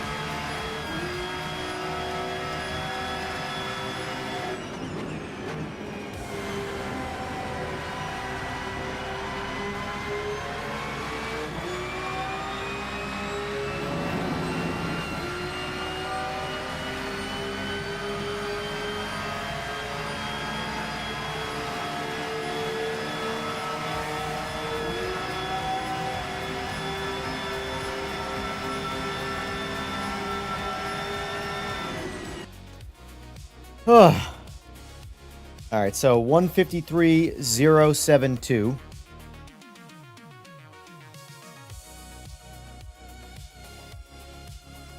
It's one of those things where I can keep chasing lap times and I can get them all a little bit faster, but it's not really relevant to the actual decision here. Because I can assure you, I'm slower on ACC, but I would rather do what I just did on ACC. So, 152, what was it? 72. Fun.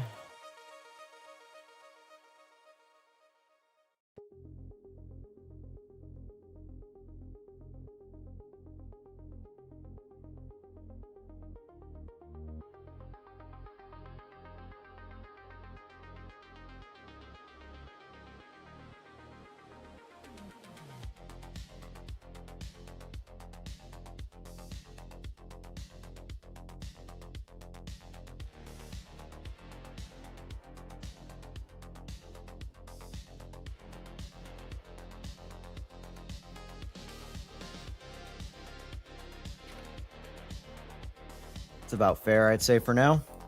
Like I said, we'll revisit later.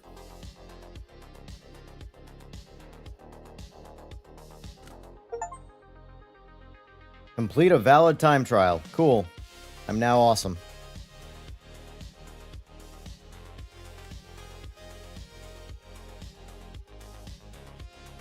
Next up, the king of the ring.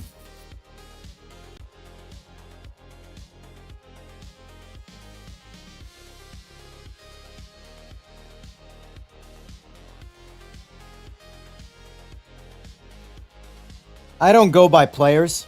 I'll be honest with you. Like, if I were to go by players, that's a completely different metric. Because if that's the case, then Forza Horizon 5 beats them all. By a landslide. By a landslide. I'll be right back, boys.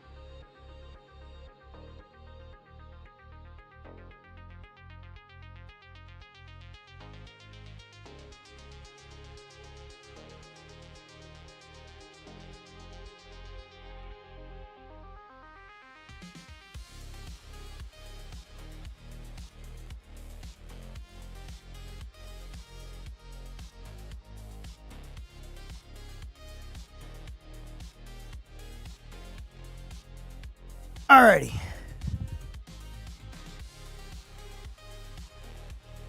So, let's see. Keyboard over here.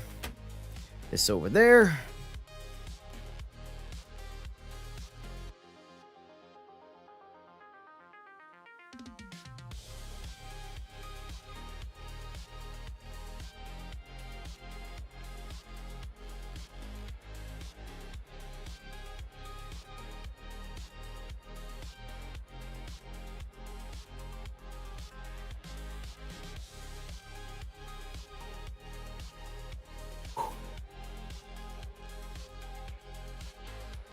All right. So let me catch up on the comments here. Oh, losing my gloves.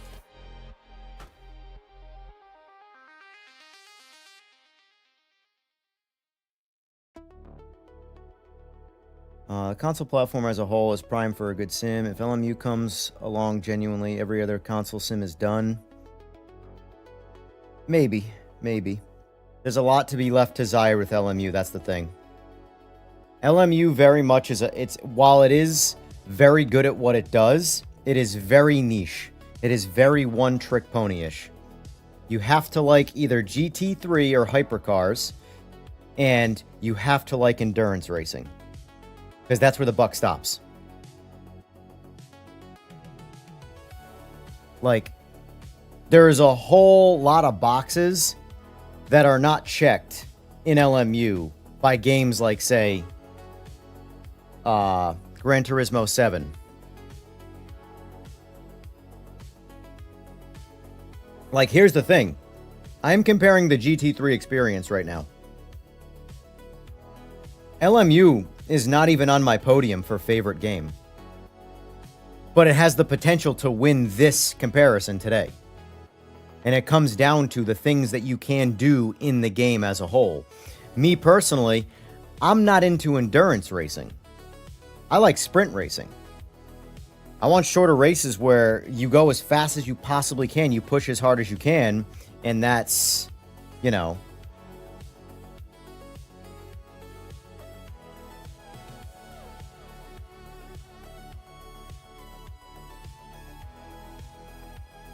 Okay.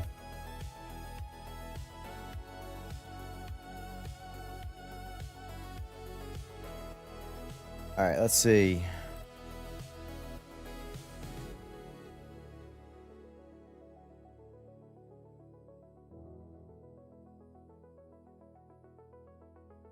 We're going to use the Ferrari, Monza.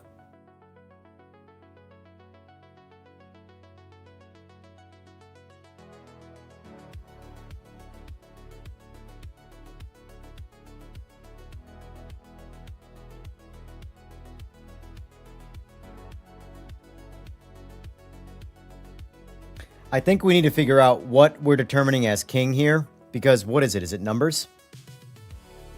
Because if it's just numbers, like I said, Forza Horizon 5, or in this case, coming 6, ACC, LMU, PMR, these games will have nothing on that from just a number standpoint. So, determining king is a very opinionated subject. At the end of the day, guys, you play what you want. If there's 6 people playing one sim and that's my favorite sim, guess what? That's what I'm going to play. And I got 5 buddies to play it with. You know? I don't need millions of sales and millions of people to be playing a game for me to be interested. There's a reason why I constantly talk about the GT3 class being the Me Too class of racing. Me Too. It's the Call of Duty of racing. Everybody wants to do it because everybody's doing it.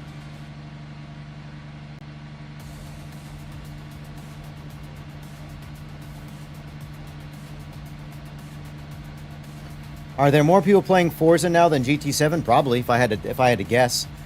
I mean, let me just see something here. Forza Horizon 5 concurrent players. Now, I want you guys to look at this for a second.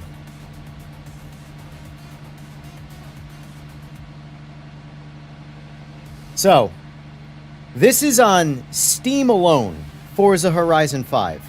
Now, there are multiple ways to play. This does not count Game Pass on PC. That's a separate log. This is Steam.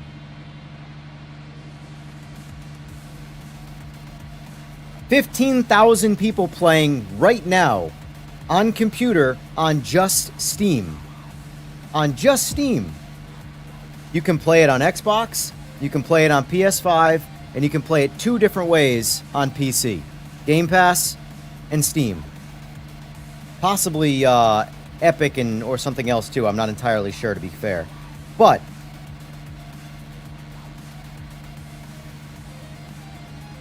this is the only way to play LMU, which the numbers are solid, without a doubt.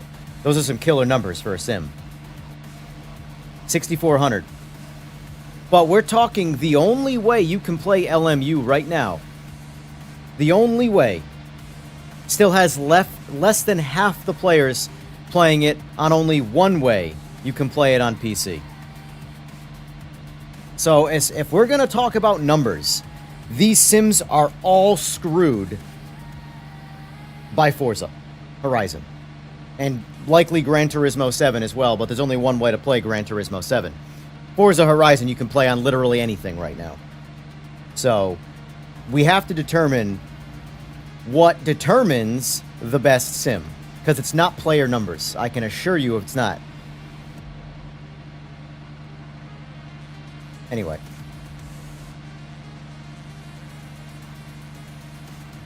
Forza Motorsport's probably not very good.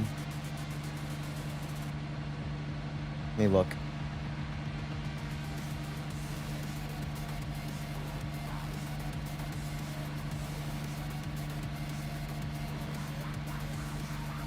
$520. So, but that doesn't count Xbox players either. That is, again, one avenue on PC. But at the end of the day, people fixate on numbers so hard. And it just... here's the thing. If the company that makes the game is still in business, and they're still actively working on the game, the numbers are their problem, not yours. Like, let's just say hypothetically, by end of this rolling 1-year DLC, PMR is over. The game's in a really good place and it's done. Well, I still have that game. I don't need the internet to play it. But I can still play it with my buddies. If we have the internet and they don't have servers. So at the end of the day, PMR is much more of like a cartridge game to me, even though it's still digital space and media. But it's much more of a cartridge-style game. iRacing, what I'm about to play right now, I have more money wrapped up in any other game I'm going to play. And if I stop paying my bill, my literal bill, I can't play the game. Let alone relying on servers and all the other fun stuff.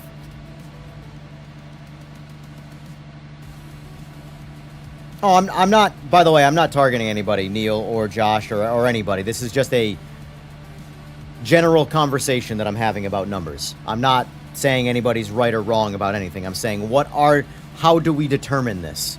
And I'm just giving advice as to what you shouldn't do, and that is ever go based off of numbers. Do you, realistically like this, if you're playing with 10 people, do you care if there's millions of people playing the game or hundreds of people playing the game?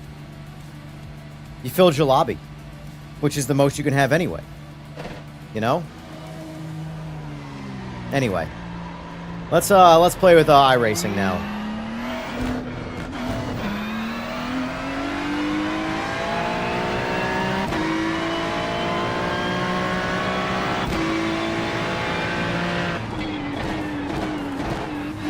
I forgot we got ABS. I was expecting the tires to lock up. Last time I drove was in a LMDH.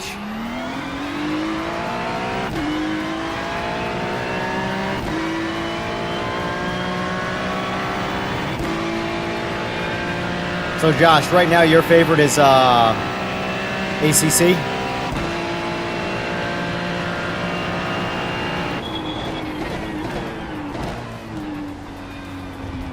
Well, I can definitely say visually, iRacing is the worst.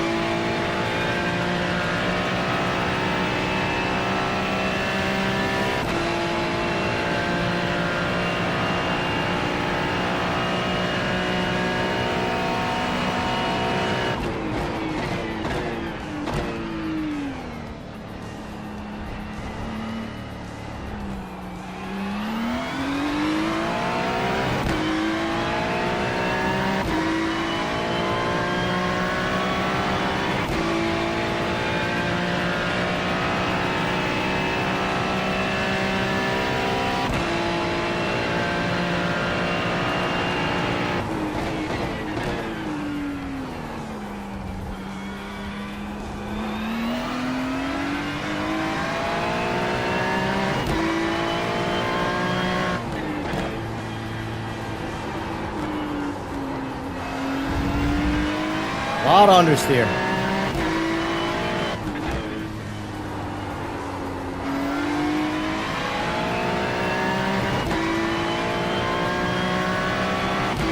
This is a 296 Ferrari.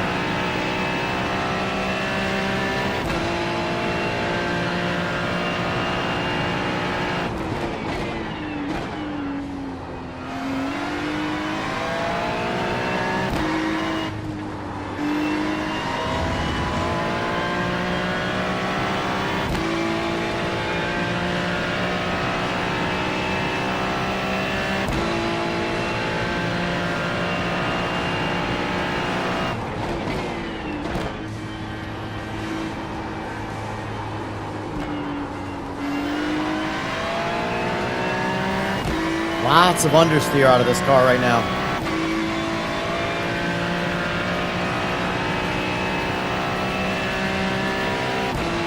.156.8, our slowest recorded lap so far. I expected that out of iRacing, though.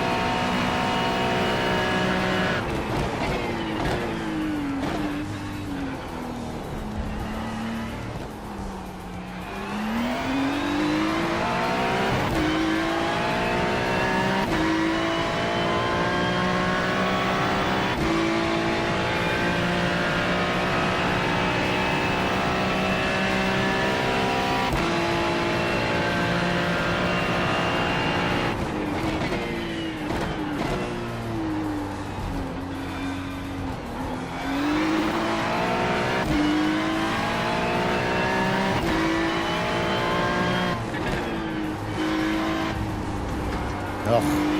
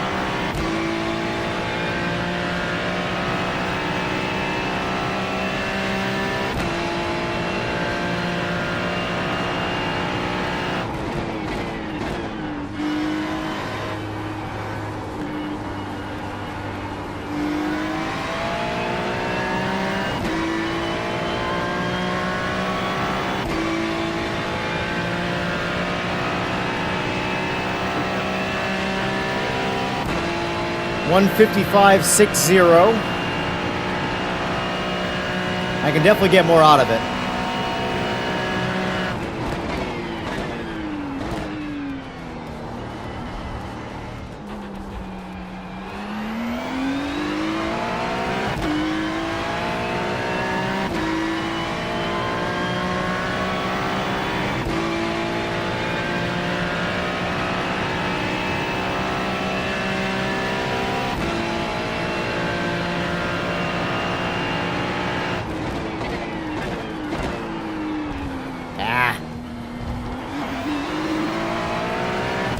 That was faster, though.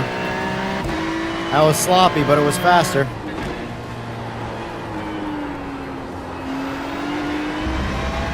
Lost it all right there, though.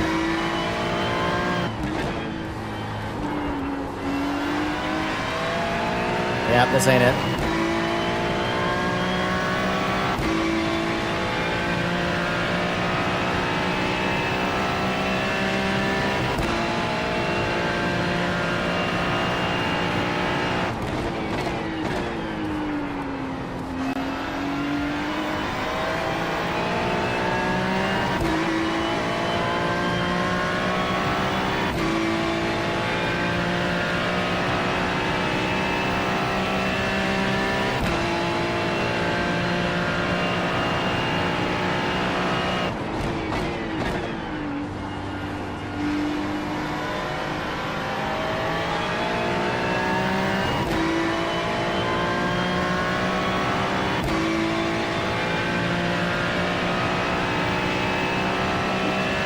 That just helped us a lot right there. That's a 154.95. I think I'm probably chill right there for now. Like I said, I'm not against jumping into these, back into these. I'm just trying to get some good, solid foundational baselines. So that puts us the slowest in LMU. Not by much, though. LMU and iRacing are fairly similar in terms of their...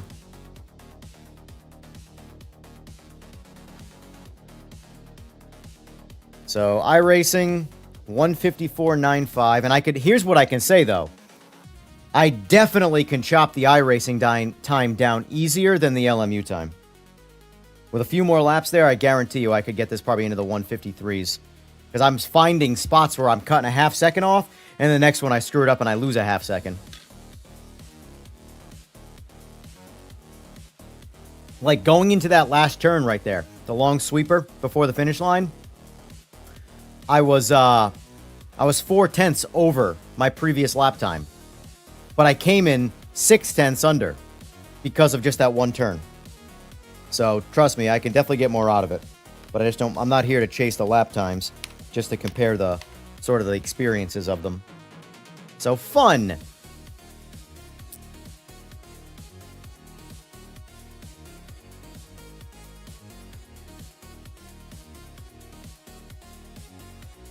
Probably comparable to ACC in terms of fun.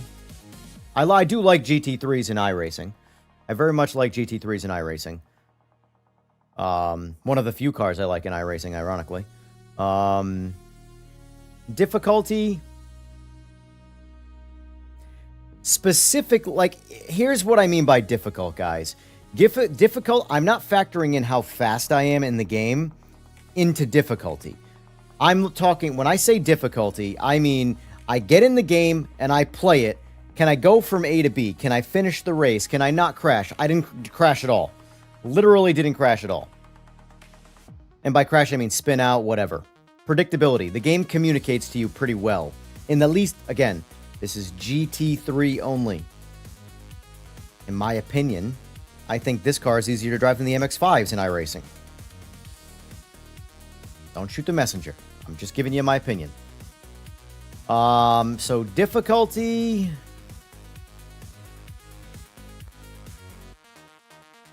I'm going to put it right there with,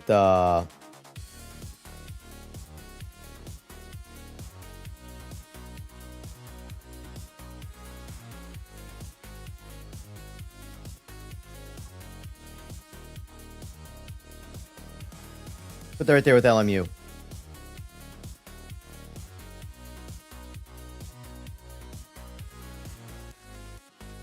Force feedback. Pretty good. Pretty good. Ironically. I am going, though...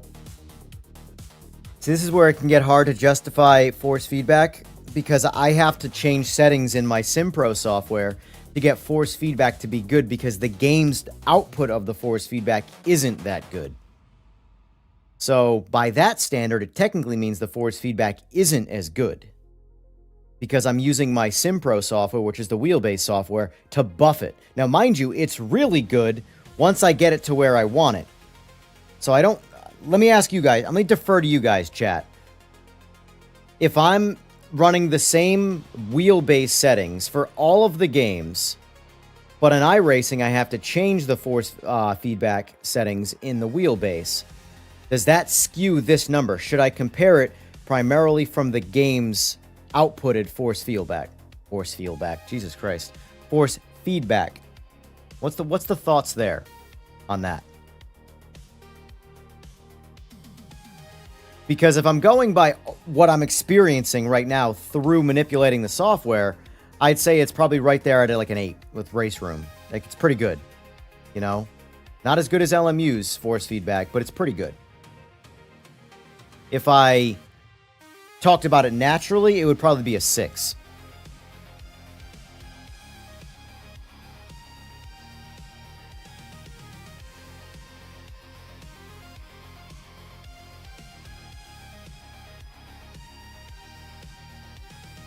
I disagree, Josh. I very much disagree. Because I run the same settings on my wheelbase that I do on every other... iRacing is the only one I run on different settings where I have to buff it. I don't have to buff it through my wheelbase. I've done all of my force feedback in PMR through PMR. Because if you buy it, you would take the time to make it better. Fair assessment. But then again, so is game output.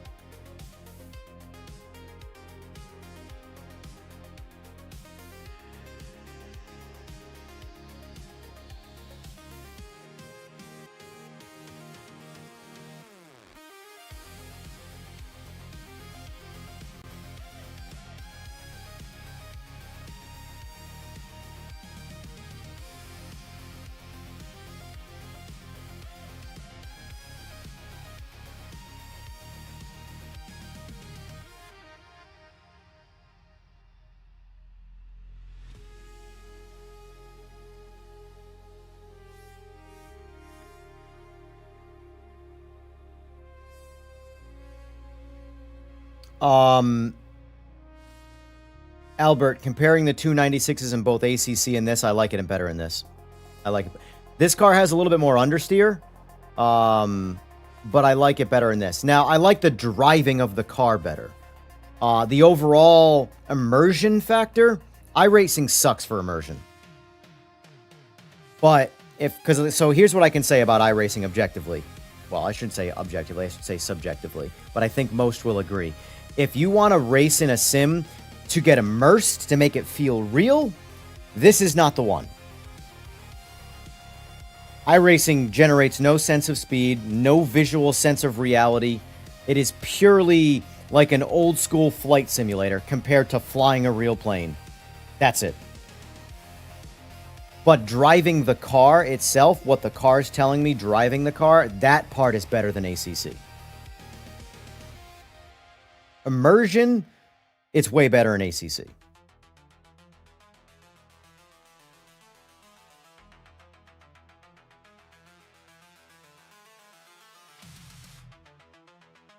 All right, so I'll judge it based off what I'm experiencing with manipulating the wheelbase. So I'm still going to go 8. Or, sorry, 8.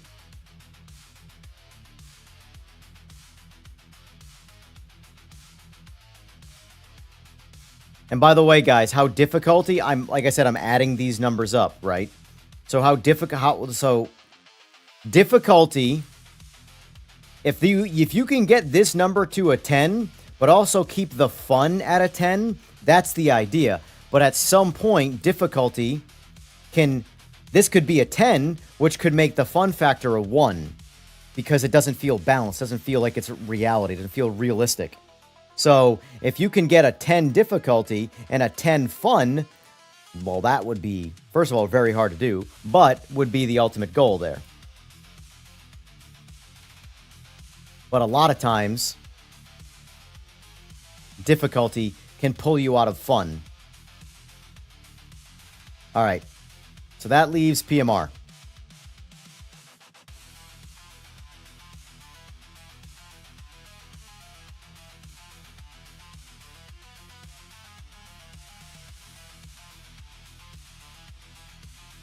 AMS2 for immersion. I mean, VR for iRacing and immersion. Yeah, it's a very stagnant feeling in iRacing. Not a whole lot of movement. Things around you, there's just zero sense of speed.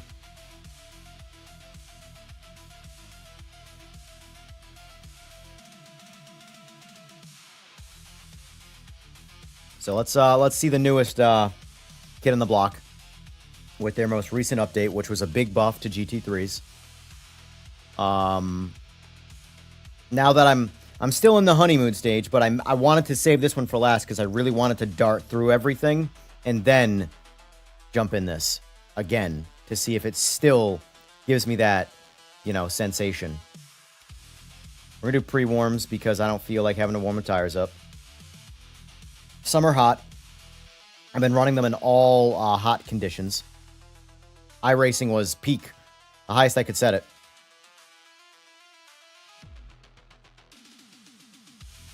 Yes, I did 150 in Monza and RaceRoom. But I also put that it was relatively easy. See, look.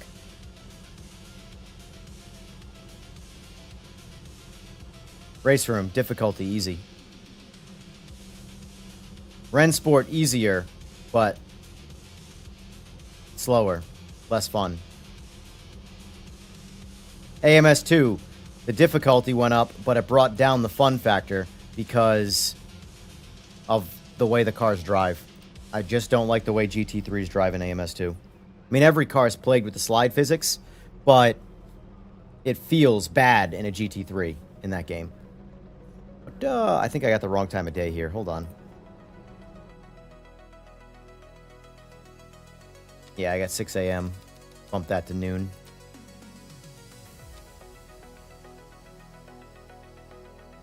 Now I'm going to have to get used to this all over again.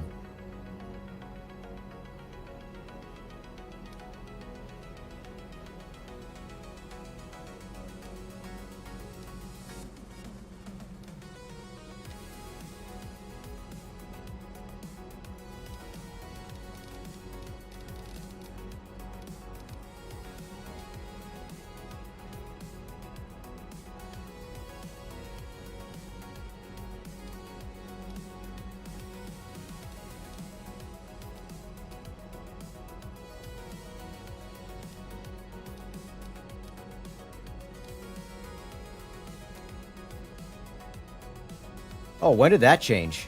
What the hell? That's supposed to be at 100. Low force boost. This is defaulted again. I don't know when this changed.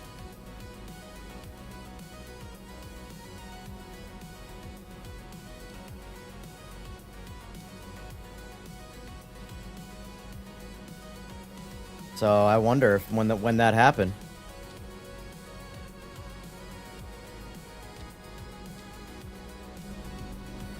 All right. Oh, wow, yeah. There it is.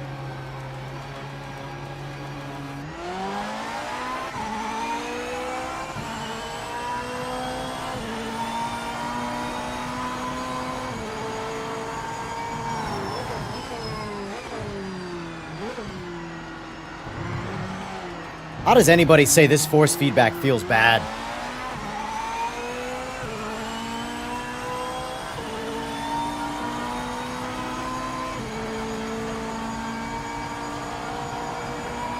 I like low force boost because low force boost strengthens up the off-center resistance.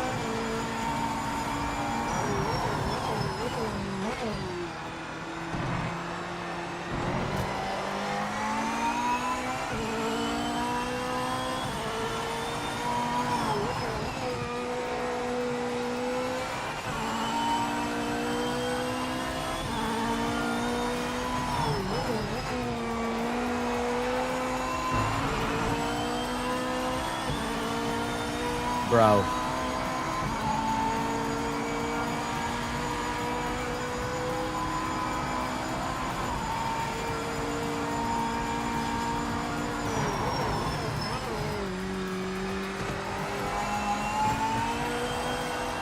Oh, way too out of the groove.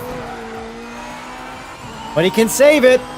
One of the few sims where you can save an oversteer slide. Ah.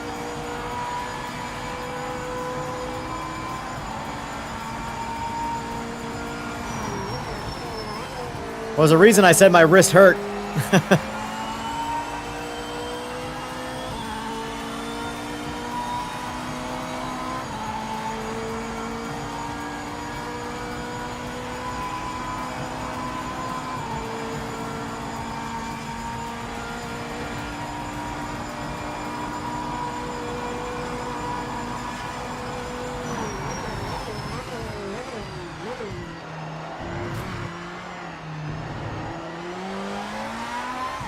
That could definitely be done better. Just got to get back in the groove of playing this.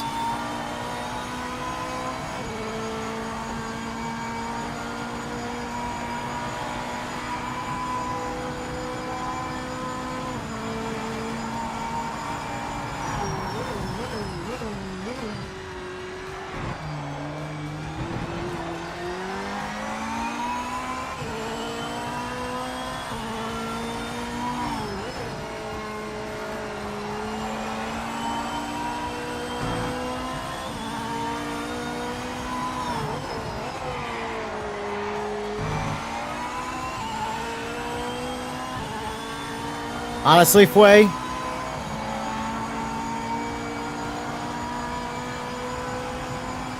better than yesterday, because I didn't realize my force feedback had reset.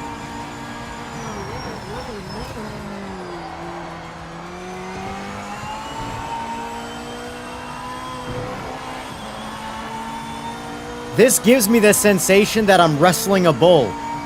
I don't know if it's the force feedback, if it's the visuals, if it's the sound, if it's the just everything combined, but like, this gives me the immersed feeling the best that I'm driving a fucking car.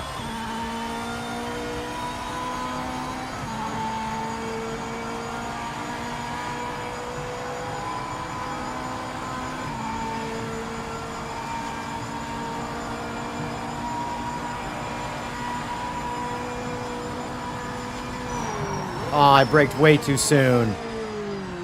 Just screwed that lap.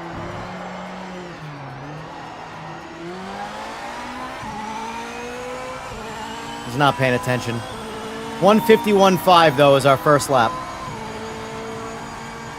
Totally screwed the pooch on that one.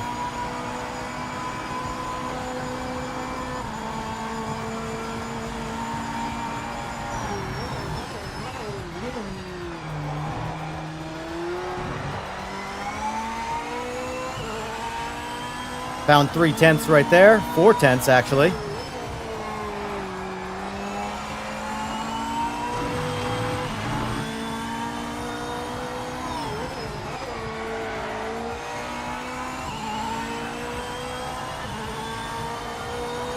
We're back in the negatives. Oh, if only I didn't screw up the first turn by not paying attention. Oh well.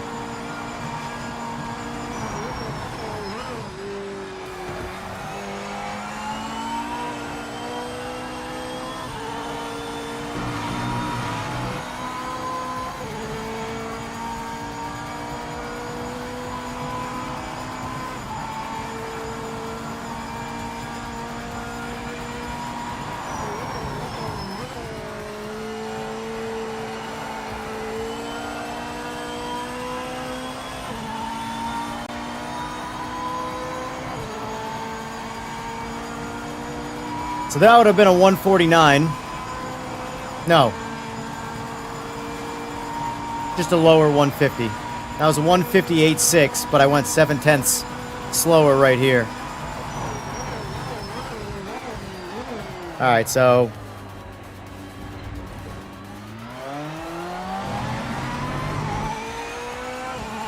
screw that up again. That time I braked way too late.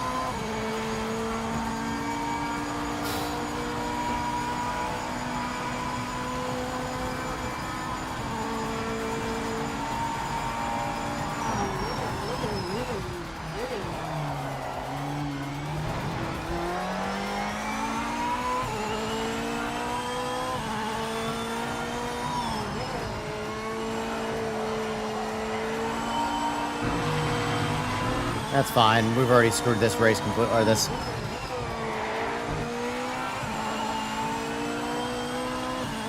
This is a completely default setup. Zero tweaks whatsoever, Smokey. I just got in the car and I'm driving around the track.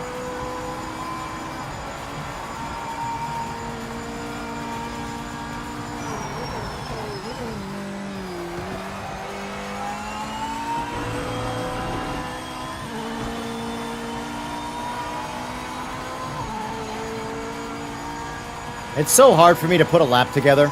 That's one thing I'm really bad at.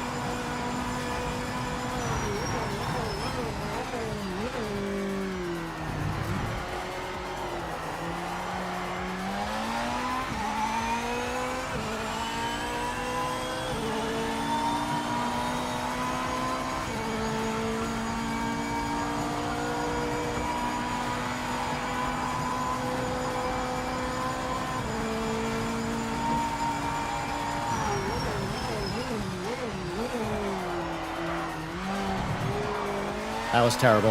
That was awful.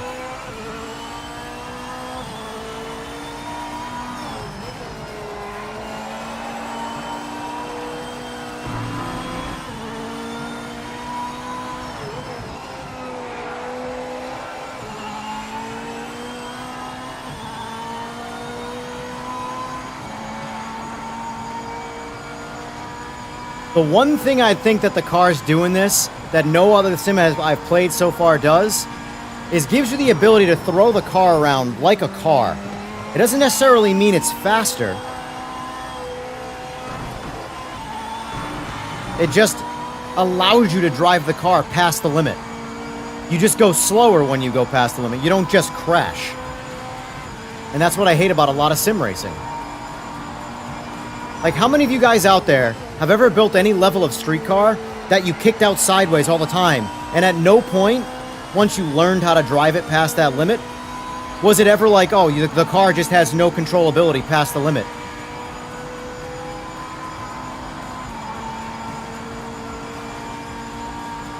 All right, 150.46.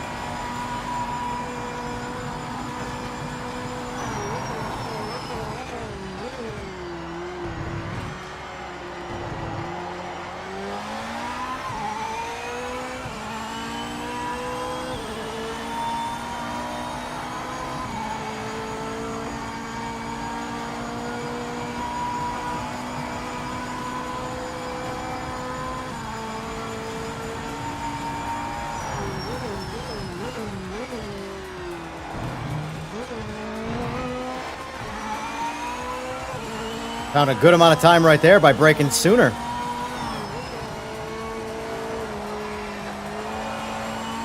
And lost it right there.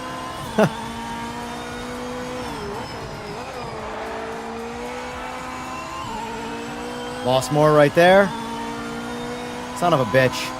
We had our 149 right there, boys, but I went too slow through those last two turns.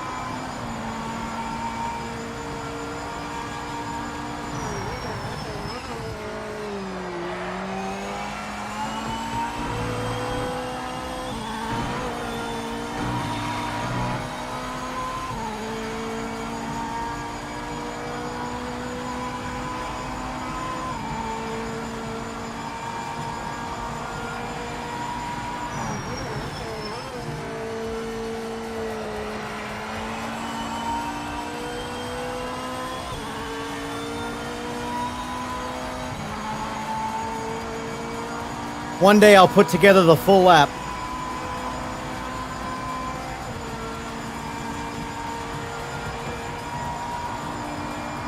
I want my 149. I want to do 149 once today.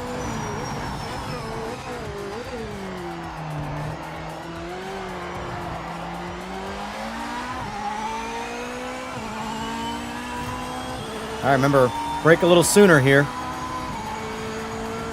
She liked that. This is killing my wrist, though. I'm going to have to turn it down until my wrist heals.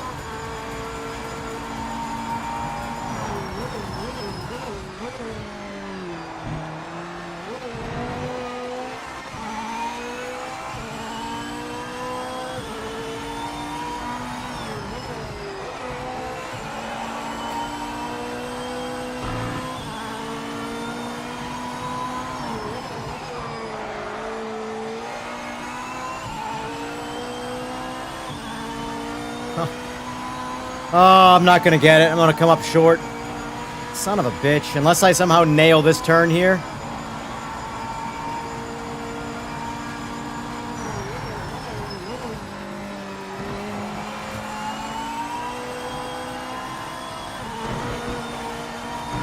Woo, baby. All right, here we go. One last turn. Don't screw it up.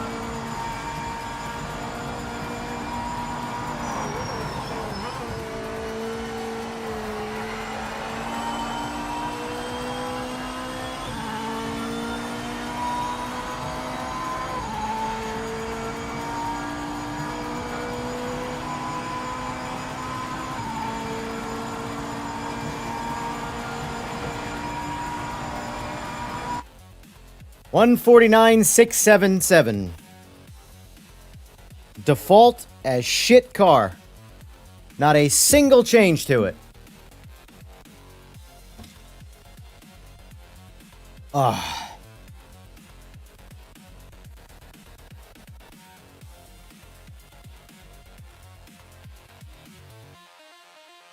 Ling Dao, the driving physics of the cars are completely different from release. Like, completely different. Ugh. The force feedback feels so much better. I didn't even, like, it felt good before, but I didn't even realize the game settings reverted back to default at some point. Yes, I do, Albert. I have to stand on my brake. I set it up like that for a reason, though, but it's not even the load cell. The load cell has nothing to do with the braking force. However you set it up between springs and all that, that's the actual resistance, you know? I have 2 different rated springs, so it's more of a progressive feel.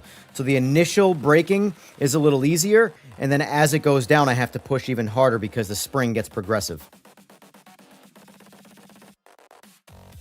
Here's the thing. Let's get to what counts.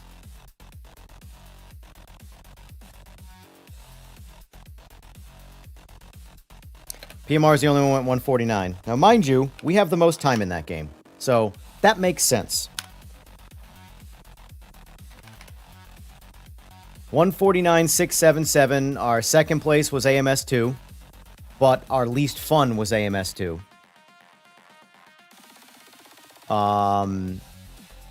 Agree, but you set up on the software how much effort gets you to 100%. Yes, yes. Software control is just as important as hardware. Actually, it's more important. Fun. Win. 10 out of 10. That was the most fun. Without a doubt, the most fun in every experience I had done today. Every other one, it was fun. I was enjoying it, but I kind of couldn't wait to get out of the car and get into the next sim to get the next rate. Whereas this one here, outside of having to turn down my force feedback, at least, like, right now, the way the force feedback is, feels pretty good. Feels pretty damn good. Except that it's killing my wrists. Well, mainly this wrist, because something's going on right here. It needs a good weekend of rest. So I'm going to have to turn the gain back down globally because I know all the cars are going to be tough to drive. But that felt really good. Difficulty. All right, here's the thing. Let me ask you this, guys. Kenobi, you're in here. Everybody here plays this game a lot. I don't know how to judge the difficulty, so I'm going based off what you saw. That was like, what, 5 laps or so for me to get to 149? And I do play this sim the most. So realistically, if the cars are at least balanced to do comparable times, I should be the fastest in PMR because I have the most time into it.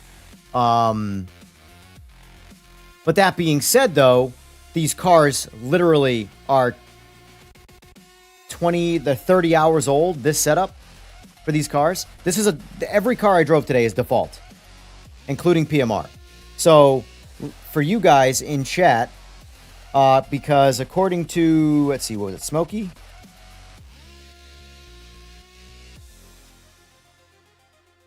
Who was it? Someone said my 150 was...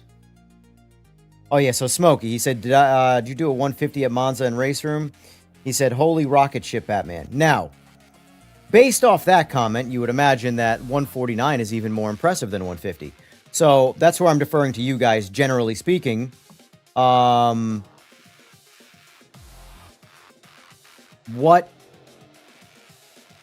would you say that is difficulty-wise to get to 149 right now?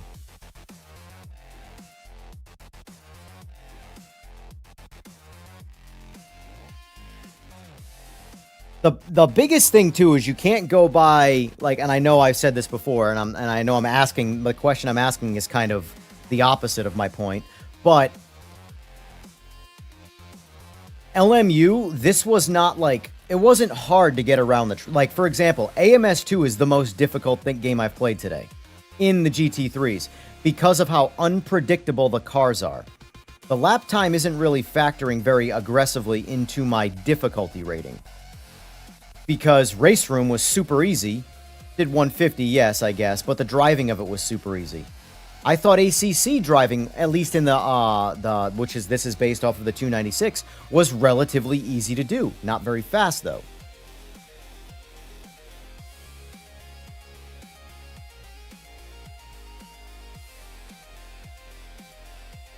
I would say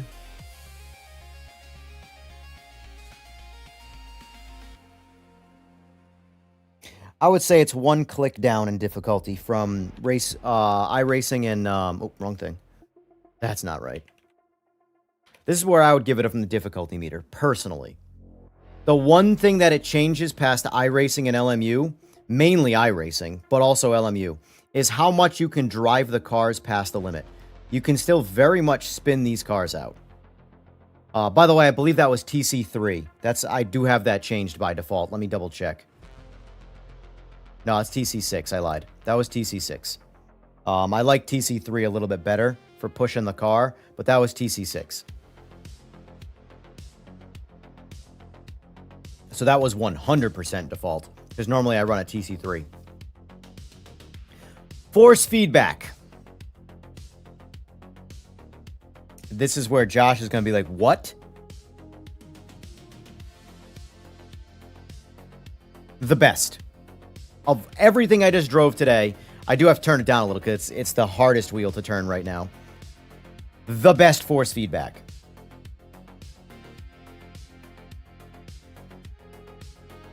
Like, my experience right now, force feedback-wise, is so much better than it was yesterday because I didn't realize the game defaulted back to its original.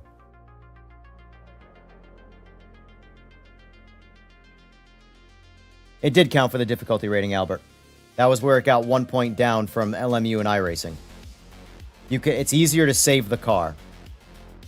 But the only reason I'm better at driving the car is because, for one thing, again, it's the time, but I trust control past the limit. So, again, I'm comparing right now. Let's do this.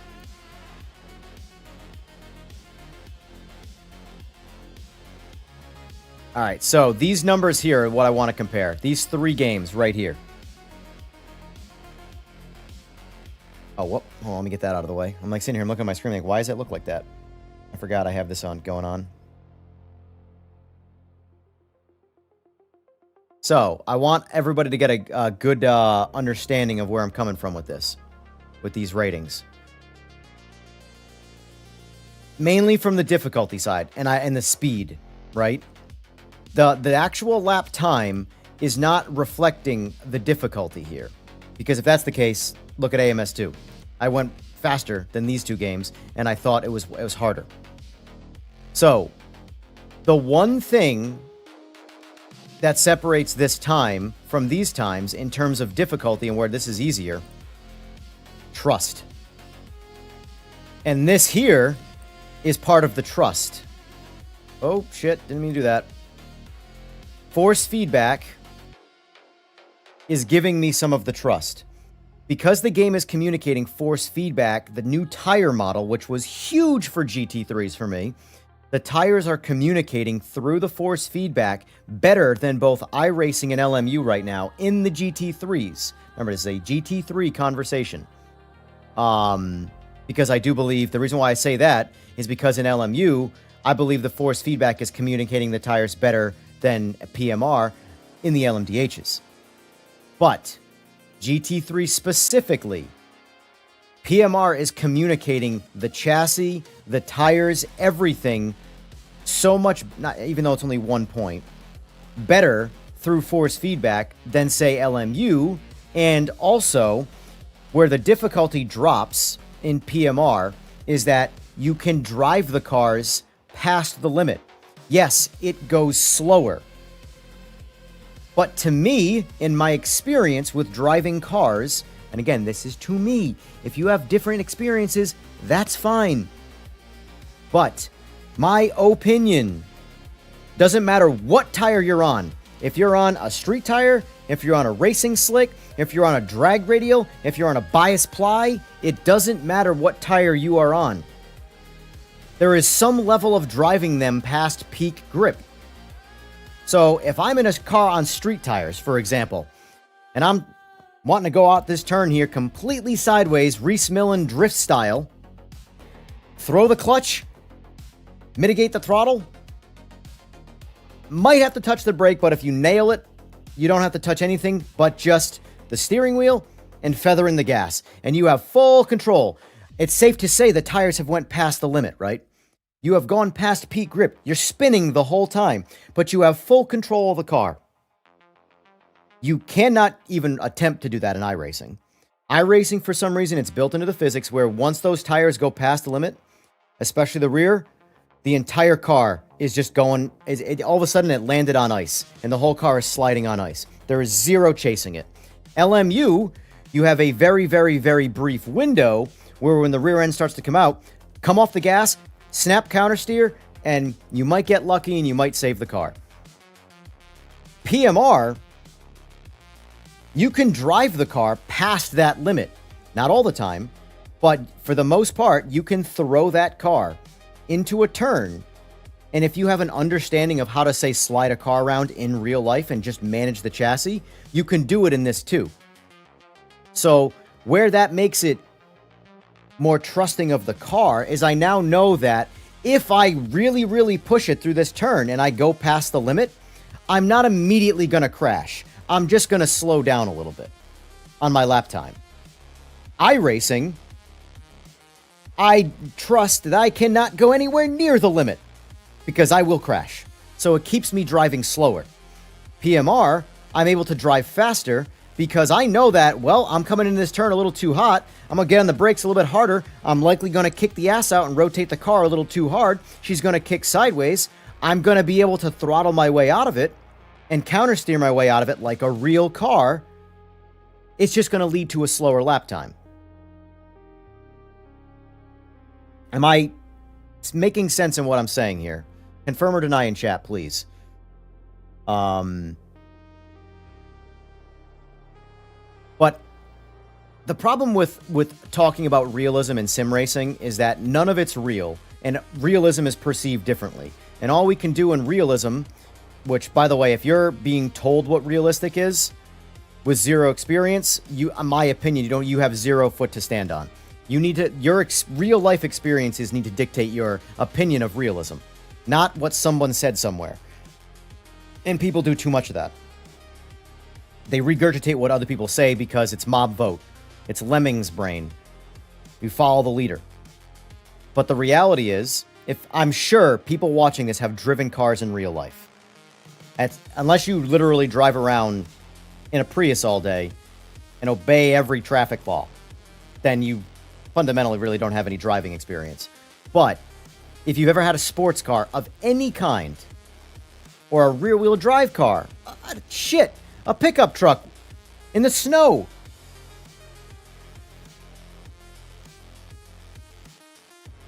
my comment is the same as to what race drivers say about The Sims as well. Not for nothing, thank you, by the way. Mainly LMU and iRacing. iRacing's the worst at it. LMU isn't as bad as iRacing. You can trust going past the limit a little bit more in LMU over iRacing. iRacing, the car shuts off. But,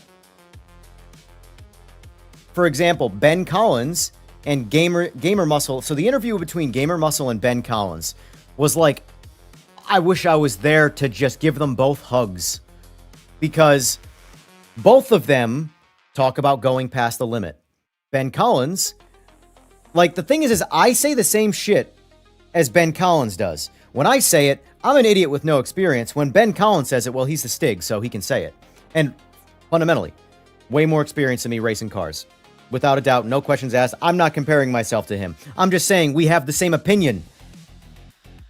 But because I'm the one saying it, and I don't have some crazy experience like, say, Ben Collins does, my opinion, although being the same as his, is just wrong and incorrect. But Ben Collins constantly talking about going past the limit and having no control over the cars when in real life, there is a varying amount of control past the limit. Every car you drive has some level of control past its peak grip. But no sim seems to want to convey that. PMR, hands down, does that the best. And it makes it look like the cars are so much easier to drive because you can drive them a bit more recklessly. But again, you can drive a real car recklessly, go past the limit, and not crash. Cars don't just shut off once you get past peak grip. iRacing conveys that really well. Once the rear end of the car gets a little loose, it's over. You're crashing. Race over. Yes, your messages are showing up. I'm just on a ramble. I'm on a tangent. So give me a bit of a second. Drive pretty much same in LMU and PMR. I definitely drive different in iRacing. iRacing just is designed to force you under the limit.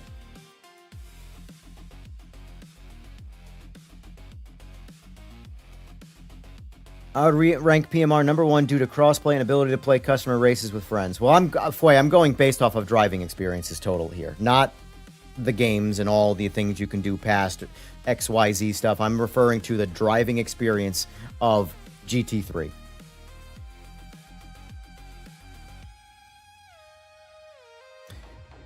Adrena, that could just be potentially the wheelbase, but I can tell you on Simagic, it does not do that. I have to manually adjust it.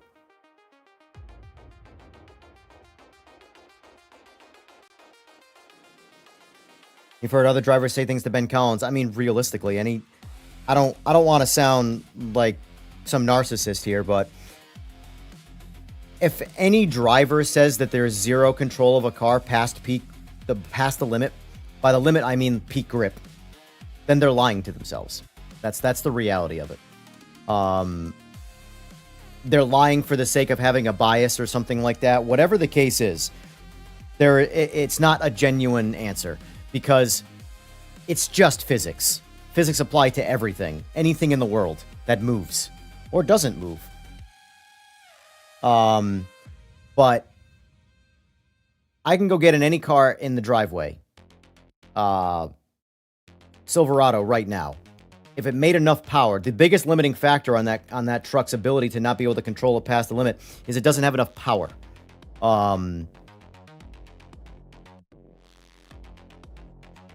Like, how many of you have ever been in the snow and took your front-wheel drive car out, pulled up the e-brake, which means the rear end now has zero grip, and you are throttling the car with the front spinning, pulling tires, and you are literally doing long-ass big donuts.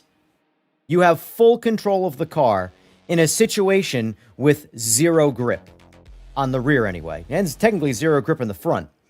Well, I shouldn't say zero grip in the front. You have some level of grip. Because you're obviously controlling the car with the front tires. But the point is, you are taking a situation that, according to iRacing, is impossible.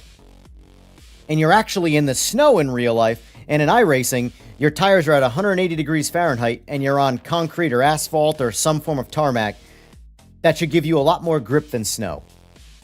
But yet you can control it in the snow, but you can't control it in iRacing.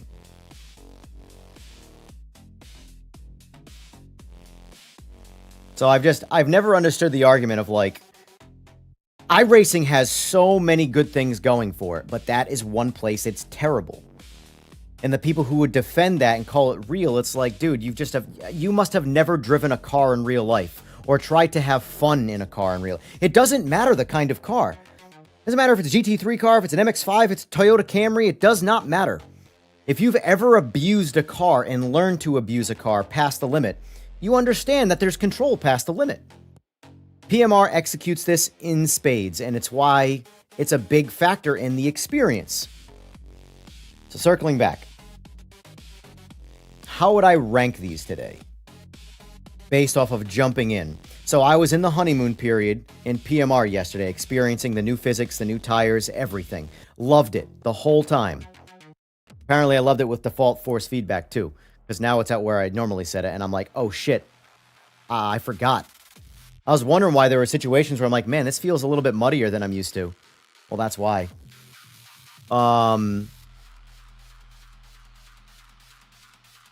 So, jumping back into all the other sims today, it kind of went sort of what I expected, because I can tell you this. AMS2 was the worst today. Well, that's a lie.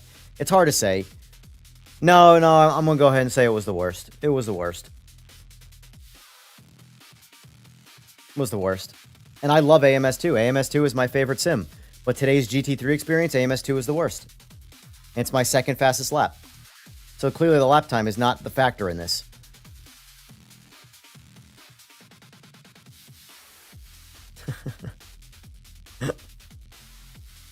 I'm not going down that. I'm not going down that path, boys. Throttle stuff. So, all right, let's add the numbers up.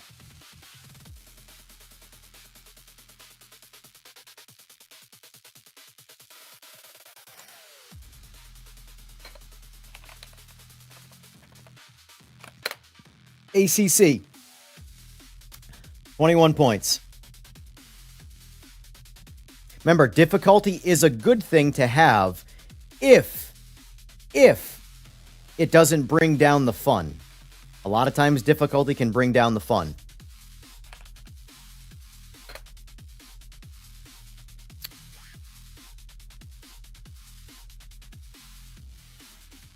Don't mind my slow processing math here.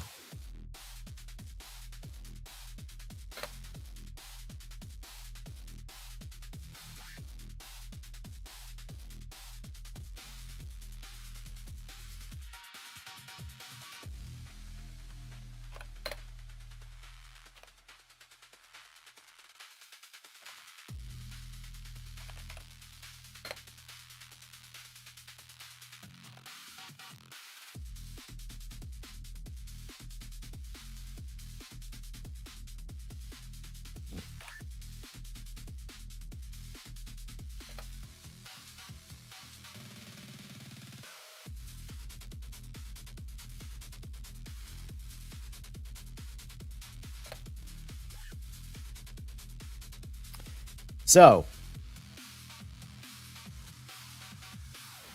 looks like ACC and AMS2 are tied, which shouldn't be right, because I liked ACC better.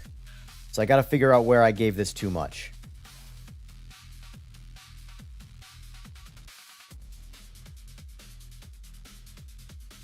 That's where.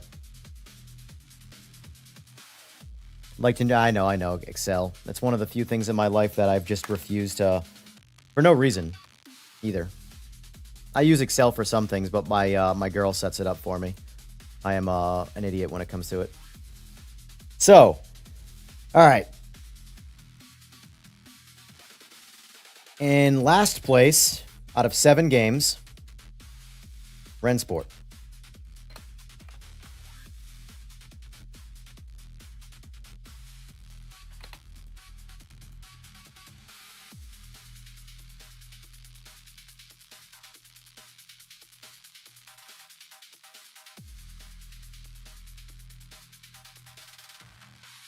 And honestly, the numbers, with the exception of having to drop the fun factor of AMS2, which I really don't like them, so that's honestly fair. I do think, from a pure fun standpoint, Rennsport is more fun than AMS2's GT3 experience. Doesn't mean it's accurate, doesn't mean it's realistic, none of that factors into fun. Fun just means, with my time behind the wheel of this car, am I enjoying it? That's it. And AMS2 falls pretty short in the GT3s. So, number 2 is AMS2. Even though it was our second fastest. Sorry, that's number 2. Number 6. So, 20. 21. Next would be ACC. Number 5. And mind you, after AMS2, this isn't like a, you can tell that, in my opinion, remember, this is all based off my own opinions, Rennsport, from a total number standpoint, is falling very short of achieving the goal for GT3 experience. Whereas AMS2 is in second to last place, but still hits 20 points. It's 6 more points than the number 7. And it's only 1 point down to ACC. All right. Number 4 would be RaceRoom.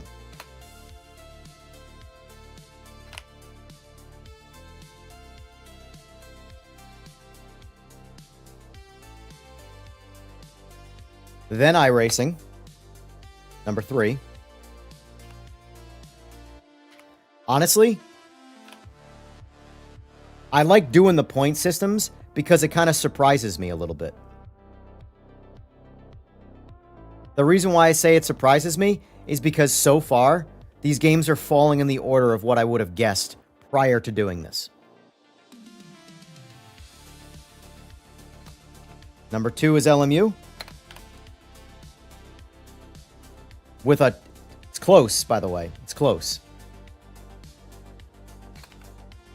Number 1 is PMR. And there's gonna be so many people that are like, you're just you engineered this test to be this way, you PMR peasant. iRacing, LMU, blah blah, best games ever. They're solid. They're incredible. So is AMS2. AMS2 is the most incredible game if you get out of GT3s.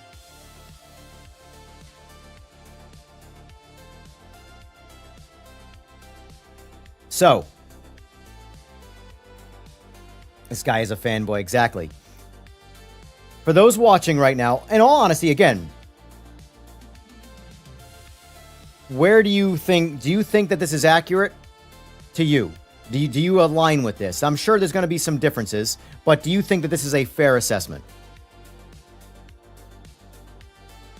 And I explained, again, why I was able to drive PMR the fastest, why it was slightly less difficult, but why I was able to, why the little bit of less difficulty is because of trust. And how it's actually a good thing that I trust the car. That's my least favorite thing about iRacing, is that I don't trust the car at all. So I'm kind of, for the same reason that Rennsport is not difficult at all, I don't know where the limit is. I can't find the limit. I just keep going faster. iRacing, I'm not going by communication of the car. And same with iRacing, I'm not going by communication of the car. I just keep pushing faster until the game goes, well, that's the limit. Whereas in PMR, I'm judging how to drive the car slowly by the information given to me by the car.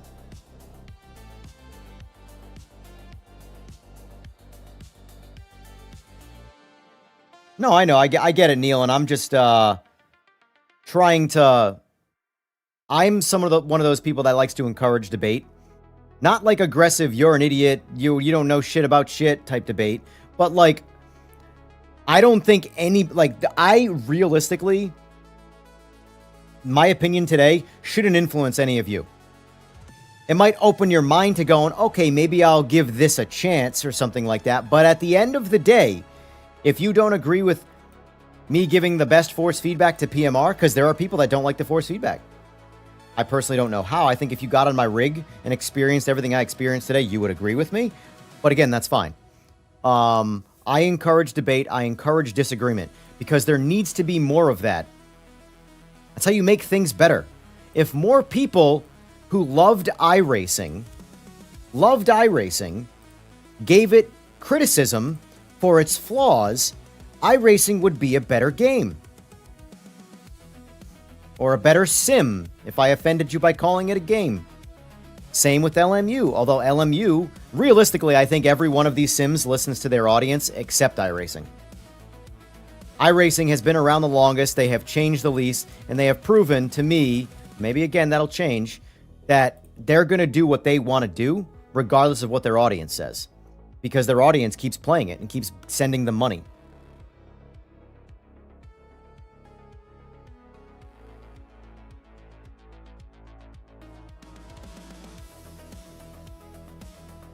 If more people held iRacing accountable for making their mistakes, iRacing would change. But people glaze it through its mistakes. When you defend the tire model of going past peak grip, I know there's no way you've never driven a car before. PMR does it the best, which leads to easier driving, which, again, it's why I make the argument that difficulty isn't a reflection of realism. It can be, depending on what the difficulty is, but forced difficulty is never more realistic. You're just doing your best to create a skill gap through challenge, which is fine. It is still a game. But you can't make the argument that the difficulty is realistic. Because the most realistic aspect of PMR is for that separates it again, is its ability to drive past the limit.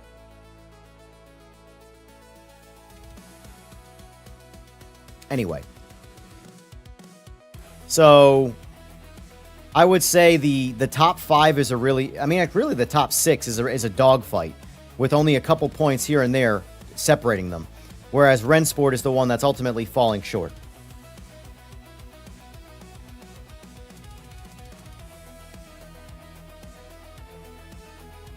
Because even though AMS2 ranked better, got a lot more points than Rennsport, if I had to drive one of these around to have fun, I would still choose Rennsport. But even though I rank it lower than AMS2. Anyway. So what do we think? Let me read some comments here for one thing. Let's see. I might rewatch the stream later. Does anyone else ever do that? Yes, people do watch streams back. They usually watch a stream back when they're like sort of like a podcast. Great thing about a lot of streams is you don't necessarily have to watch. You can just listen. Because I do enough. That's where I try and somewhat separate myself from, say, other streamers, is just because I know I'm never going to be a great driver in Sims. I know that. I've accepted that. I knew that going into this. However, I know that I can fucking talk. And talk and talk and talk and talk and talk. So, for me, on my streams, you could walk away and not use your eyes and just listen. And listen to my streams. Because I do enough talking. I narrate what I'm doing, for Christ's sake. You know? But anyway. Kenobi says, I agree, but I'm a fanboy too. It's hard to not be a fanboy. It really is a shame that if you do go by the numbers on a spreadsheet of how the games are doing from a selling standpoint, that this is in like last place. Well, maybe not. I don't know. Rennsport and PMR. I don't know.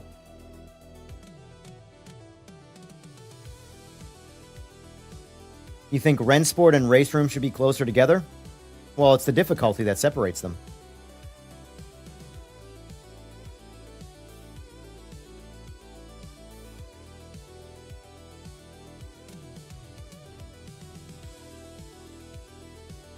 But that's fine. That's your opinion. Do I like touring cars? Yes. First, I think LMU has the worst force feedback. I don't think so. I don't think so. But the thing about force feedback, too, guys, is it isn't an absolute number that everybody gets the same exact experience. You have, what platform are you on? Well, LMU, obviously, you're only on one platform. But what wheelbase are you using? What are your wheelbase settings? What are the game settings? What do you like after that? Because not everybody likes the same kind of force feedback. I've learned that through my own opinion. I don't like an oscillating wheel because cars don't do that. Some people love oscillating wheels. Okay. Their argument is, well, just don't let go of the wheel. Motherfucker, you ever driven a car before? If I'm on a straight road, I let go of the wheel at 90 miles an hour all the time. Now, I know 90's not 190, but I've gone 170-ish in cars, driving them myself. Same shit. I wouldn't let go of the wheel at 170. I agree on that aspect of not dying, but it's not because the wheel just does this and snaps out and tries to kill you. So, and I've had friends, albeit a little crazy, drive over 200 miles an hour in cars with their index finger and thumb like this, just cruising on the wheel, pulling a gear. They'll do this.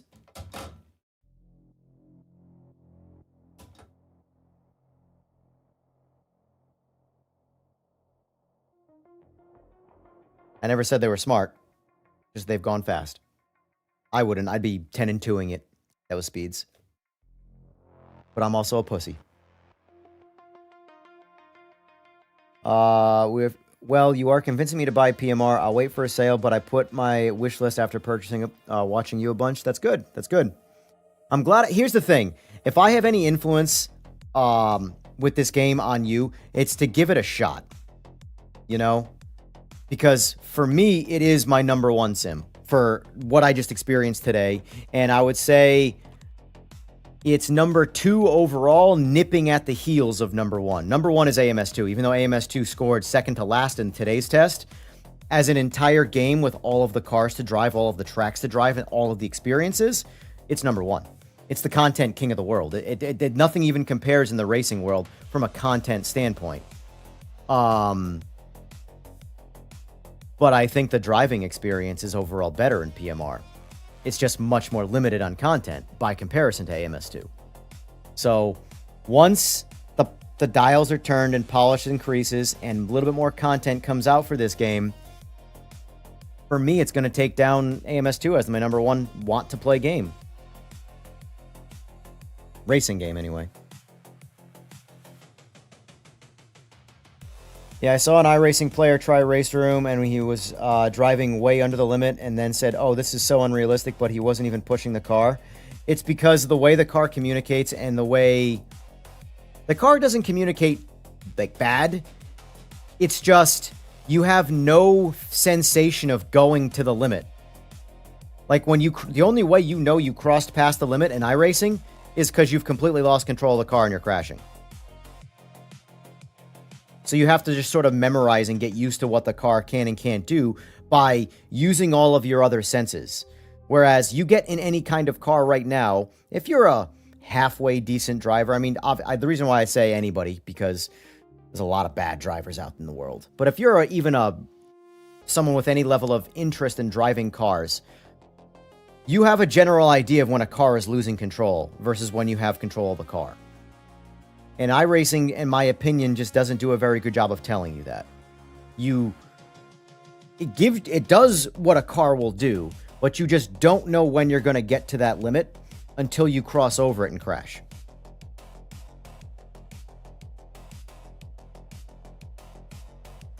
I got a Fanatec V 2.58 2.58mm belt drive wheelbase with Club Sport DD Plus. Yes, it will. Without question. Anytime, it doesn't even matter if you could probably decrease your overall force feedback and it feel way better when you go from a belt drive to a direct drive. Belt drives are terrible. Even the cog driven stuff is better than belt drives. But you have to understand too, the motor let's just say the motor's rated for 8 Newton meters, but going through all the belts and all of the other mechanisms, you're not getting anywhere near what you think you're supposed to be getting. When it's direct drive, you're getting what it says it's giving you. Because there's nothing. It's like the same way if you ever use a torque wrench in real life. You're never supposed to put like any level of extension or anything like that on a torque wrench. Because you lose torque through all of the extension, through everything in between the driving force and the receiving end, the more shit you put in the way. Just like a car. There's a reason why there's horsepower and there's wheel horsepower. Or brake horsepower and wheel horsepower. Brake or engine horsepower is measured at the crankshaft. Then it has to go through either a converter or a clutch, then a transmission, be it manual or automatic, then a drive shaft, then a differential, then axles, then wheels, then your tires, and then it registers a different power number. And that number is always way lower. It's the exact same thing with a torque wrench. It's the exact same thing with a belt drive or a cog-driven style wheelbase. You lose a lot of power through the mechanics of it, whereas a direct drive is comparable to brake horsepower. It's literally measured right there at the driving force, and you're receiving all of it. Yes, you can make the argument you're losing some through the size of the wheel still, but point is you're not losing anything from the drive itself.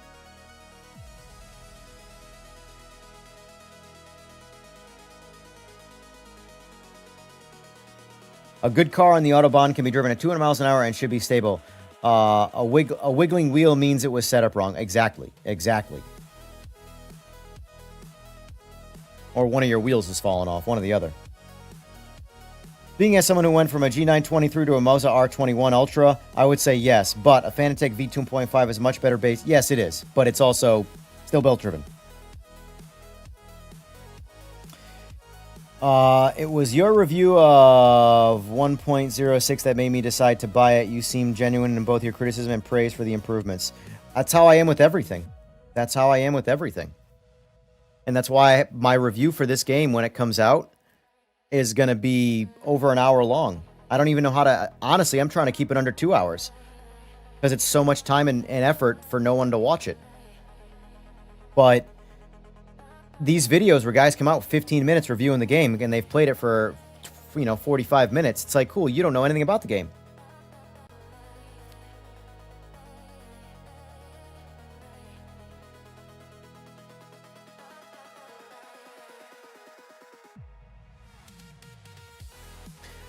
Mags, when it comes to force feedback, don't listen to the mob. Do whatever you like doing. Whatever you like feeling, that's what you should do. Never let anybody tell you your opinion of something that you like is wrong. It is a subjective thing. That's like if I like the color green and you like the color blue and I tell you you're wrong. No, it's not how that works. Not how that works at all.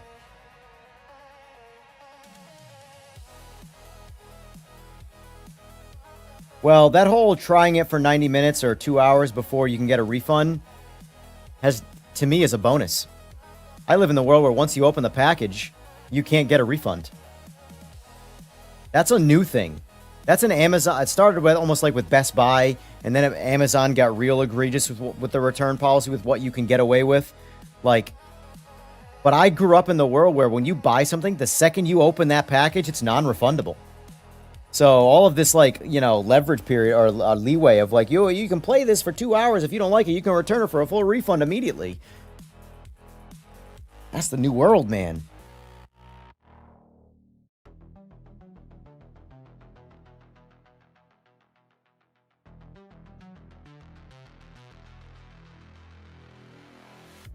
Having owned... Oh, GPS, never mind. I didn't see that.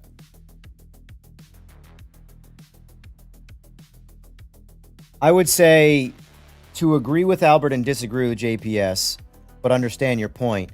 A G923... It doesn't generate enough force feedback to give you optimum details. But when it comes to driving a car in a game, it gives you the details that you need to go just as fast as the direct drive guy. Albeit bare minimum, but it does, if you are someone who spends an endless, bottom line is this. There are many honest sim racers out there who most people have never even heard of that go from a G923 to, say, a Logitech direct drive.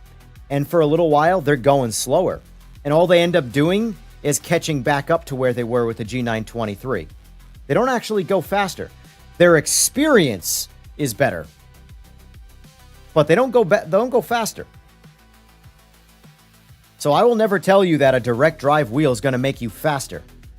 It's going to be a much better, more immersive experience, but it's never going to be better. Never going to make you faster.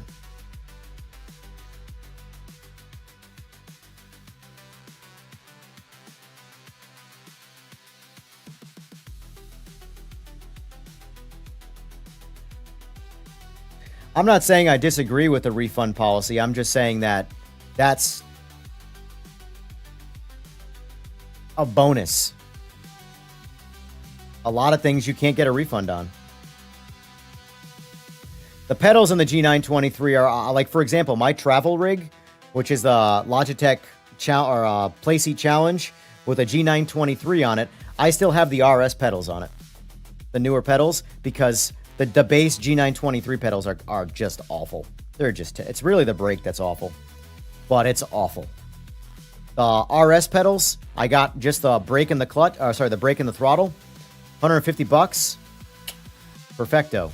They do everything my really expensive P1000s do. My P1000s are nicer and they feel better, but I'm no better with these pedals than I would be with the RS pedals. We're lucky in the UK. Our laws state that we have 28 days to try and return. Xbox tried to stop it being applied to them, but they got told if you retail in the UK, you apply by our laws. That's good. That's good. Any consumer rights laws, I am all for. All for. Which is why I'm anti-tariff. That's another. Whoa! I hit the wrong button. God, I forgot. This force feedback is fucking good.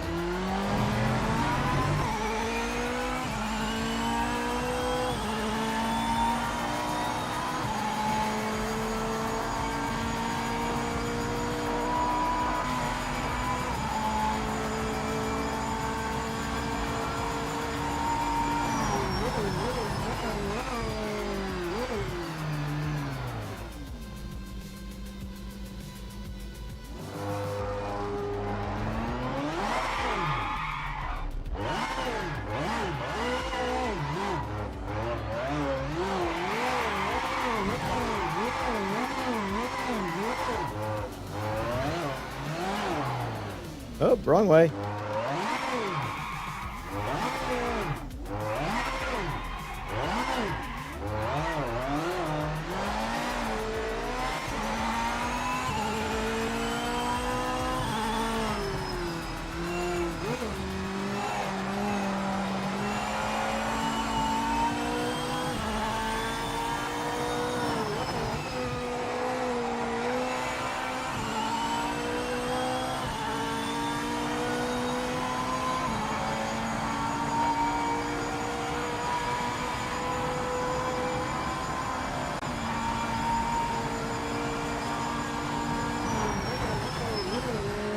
Nope.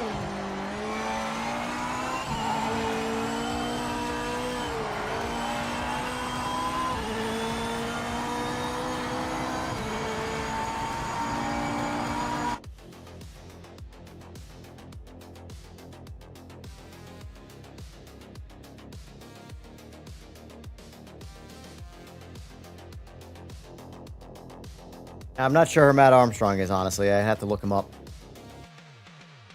All right. So, now that we have our test, what would you guys like to see? What do you guys want me to see me do for the next half hour? Because I'm getting off in about a half hour. And then I'll be back on a little earlier tonight for some good old-fashioned lobbies. EJR lobbies.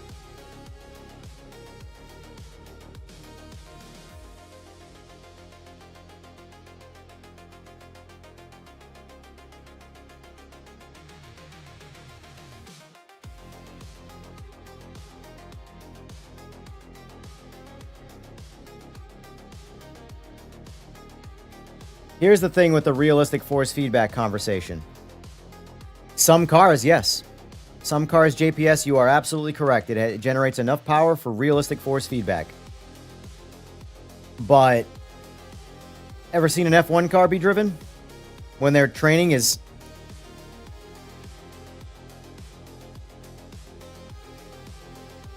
You can't get anywhere near enough force feedback out of a G923 for an F1 car.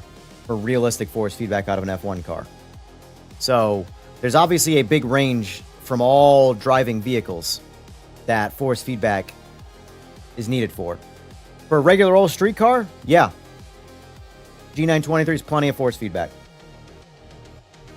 My Focus ST, daily driver, sport car, hot hatch, whatever the hell you want to call it, adorable little piece of shit that it is, I could, at no level of, or limit of speed, can I not drive with one hand like this? Any kind of terrain, I might crash and die, but at no point would the G923 not duplicate what my car can do. However, full-blown race car, F1 car, things like that, that's a different story.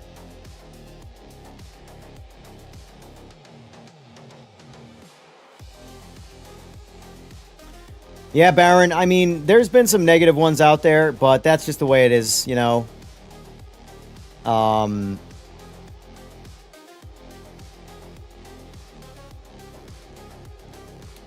Do one of those historic AMS2 Formula 1 races? Sure. Well, I don't have the mods, but I'll jump into AMS2 quick and show you where AMS... Since AMS2 is technically my favorite sim, and it failed today miserably.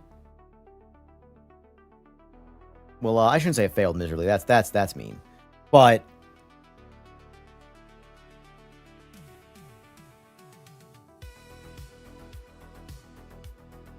Well, yeah, I mean, a cart also doesn't have any kind of rack in it whatsoever. Any kind of power steering rack of any kind. Electronic rack. It's the reason why a cart has so much more force feedback than a regular car is because it has zero assistance in its steering. So yes, you are right though. A G923 cannot accurately produce any level of carts, shifter cart, go kart, whatever. Did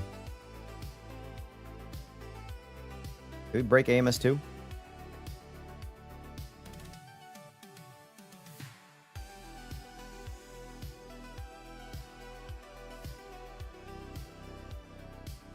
It's just a debate, JPS. No winning and losing. Just like there's no crying in baseball.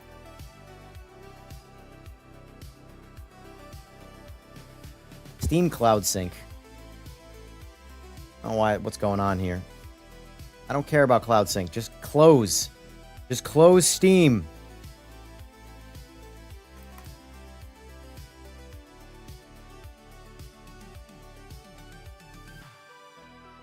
Are you going to make me... Thank you. Thank you.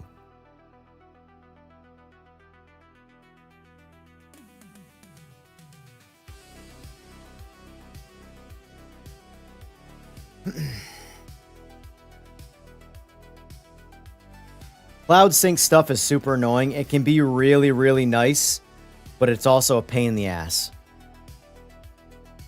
Alright. AMS2. Let's try this again. Hey, look at that. Works immediately.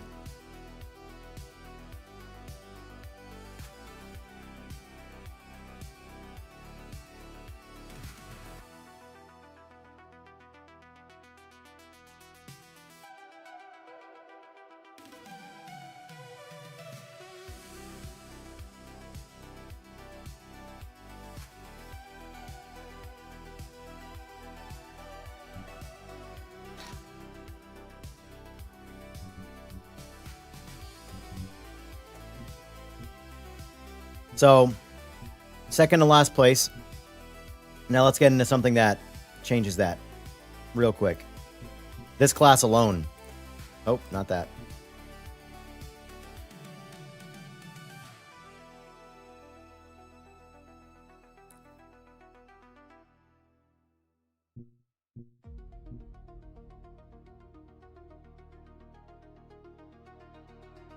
Don't say that, JPS. Turn your L's into lessons. Do the 1970 Spa. I'll do 1970 Spa. I just gotta figure out what car I want to do. I think I'll take a, You know what? I have never driven it in this, honestly. I'm interested now. Oh, God. Where's this livery? Full carbon. Give me the full carbon one in PMR.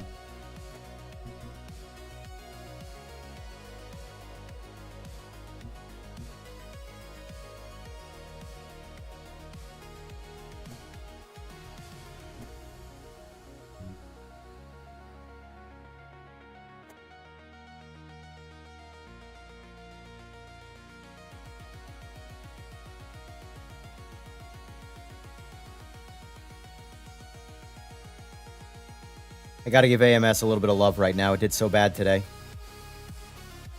I'll do Classic F1 too.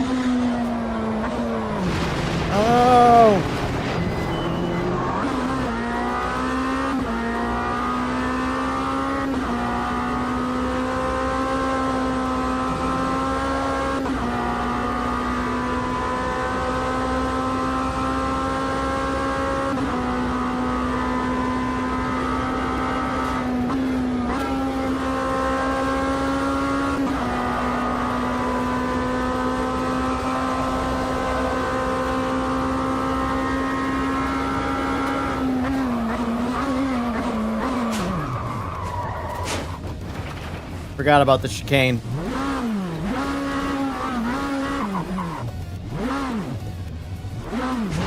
Oh my god.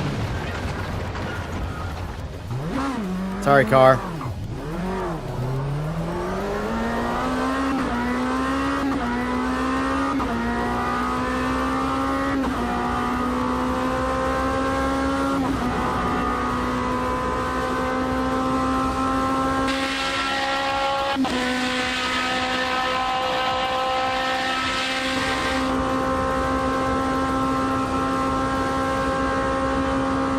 Yeah, that's actually kind of a funny view. Oh shit.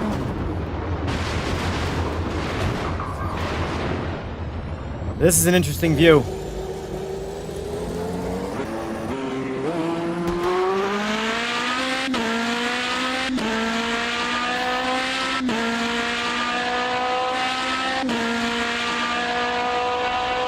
I'm controlling it via its tailpipe.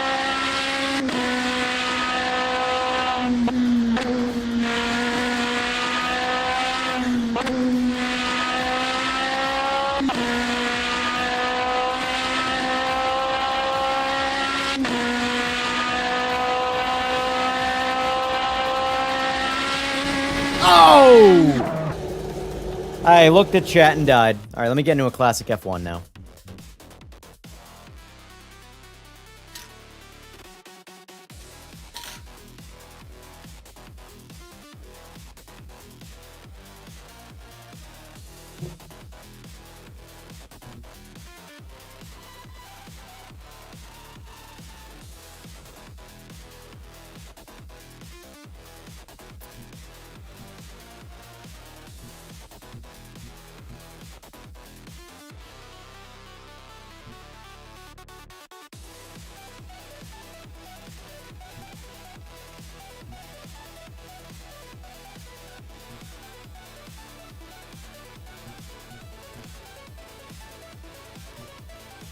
Nope, I didn't want that.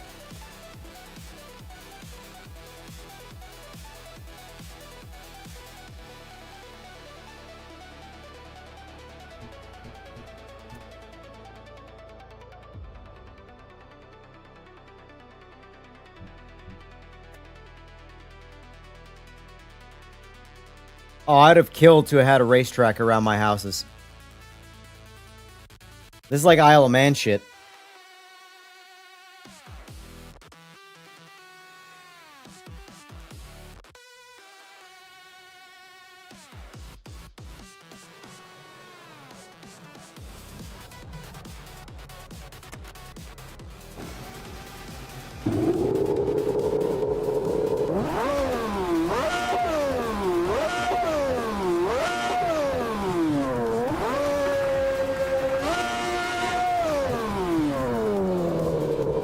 I think they said this was an H pattern, right?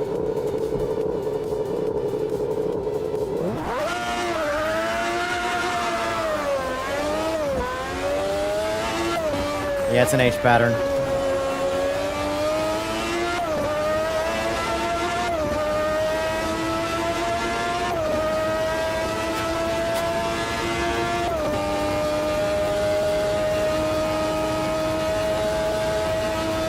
This is what PMR needs. It's shit like this that keeps this on top.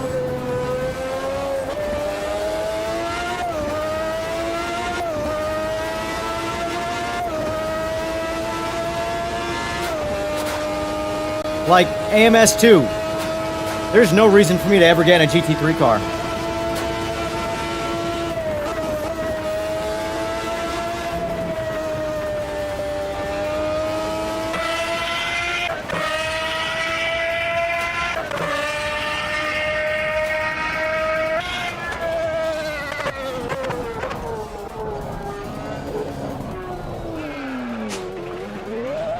Can't park there.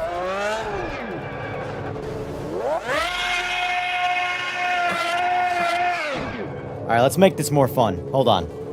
Hold on. We gotta do this authentically, or else there's no point in doing it at all.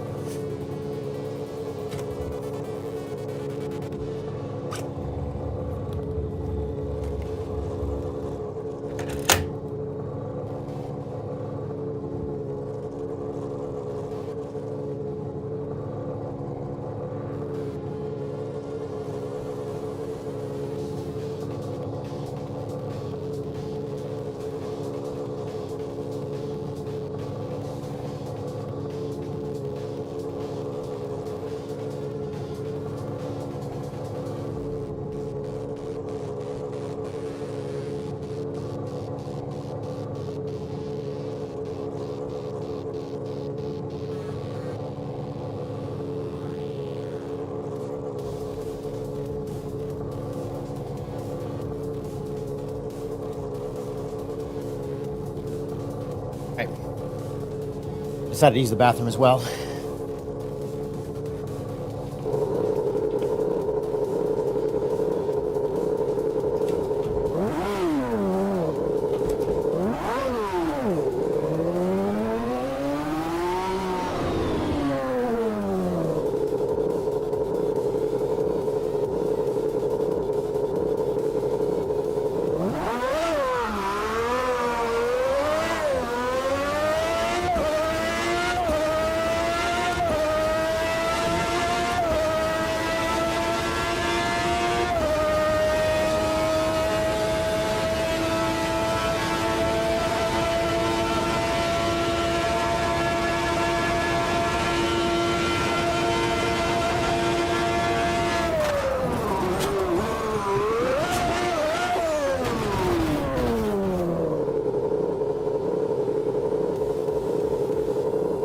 I don't think I can park here.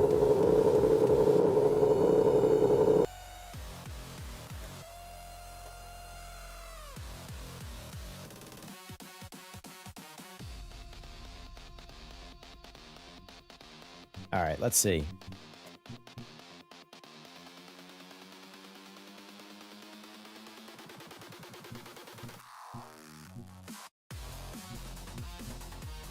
This is a fun one too.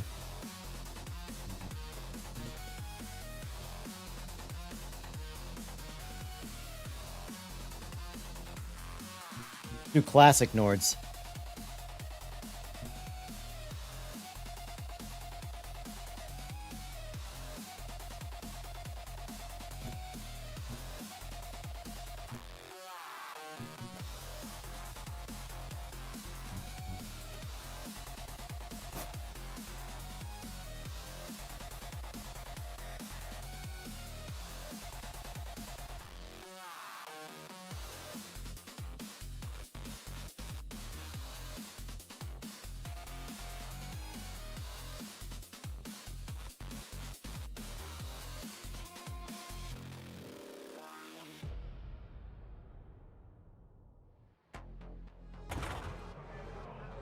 Oh, hang on. I want to add a little downforce first.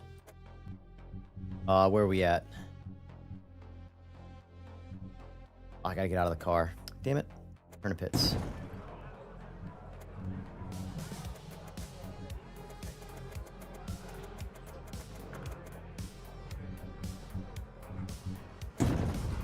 Alright. Need a little downforce in this car for this. And we gotta turn it on.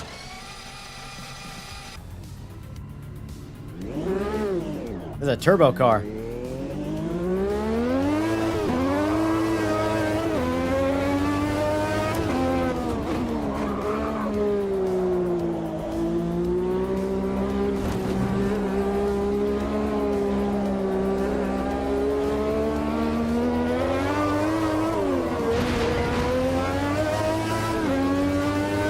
$1,200 horsepower.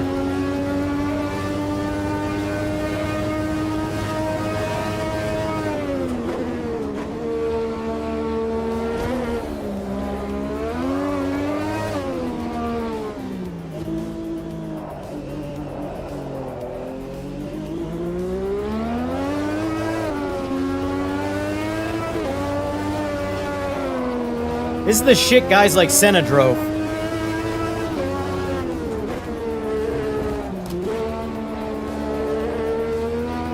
Literal stick shift cars, making this much power. Oh, we almost had it till we had the grass.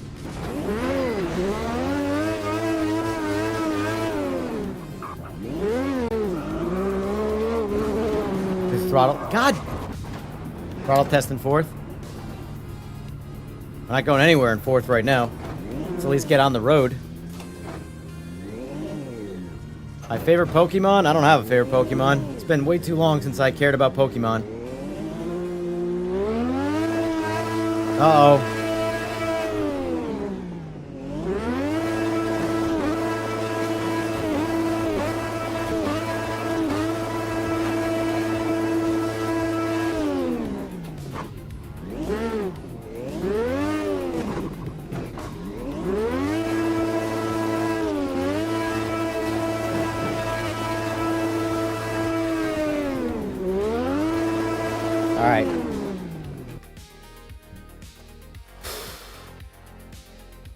All right, let's try your test.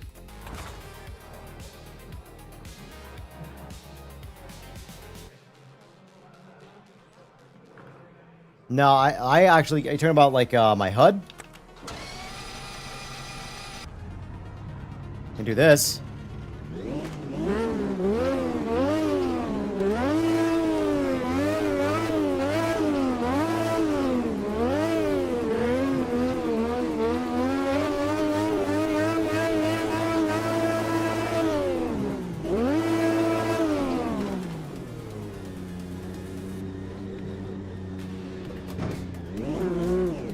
Let's try, here, hold on.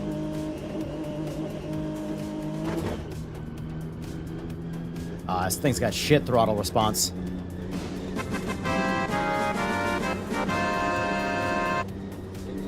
Scotch or Scotch Design, thank you for the sub.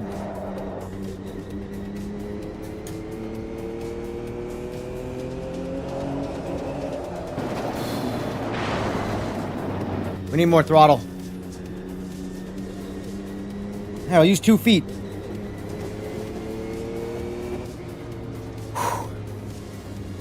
That's a workout. Or, second.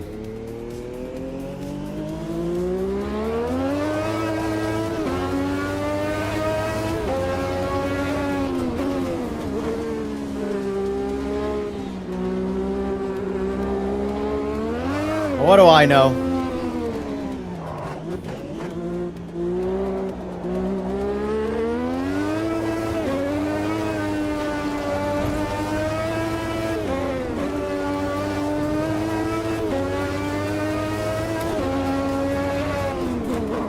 Whoop, whoop, whoop. Too much. Oh, am I gonna get stuck in the same You gotta be shitting me.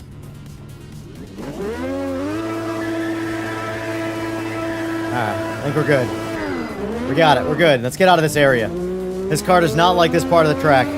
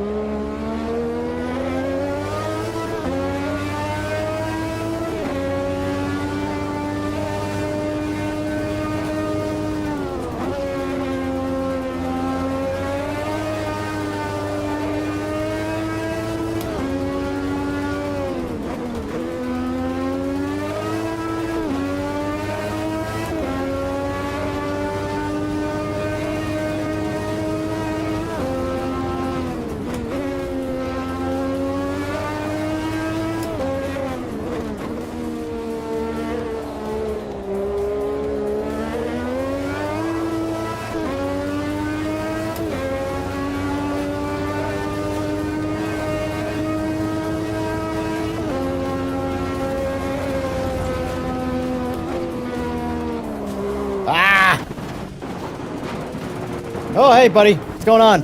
Yep. Yep. We're good. Keep going. These cars are so hard to drive, but that's why they're so fun.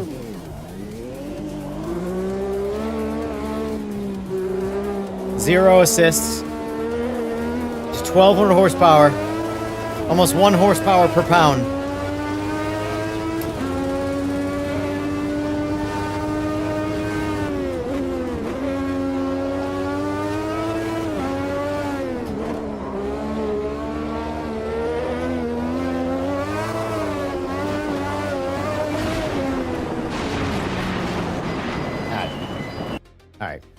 Alright. We can chill out.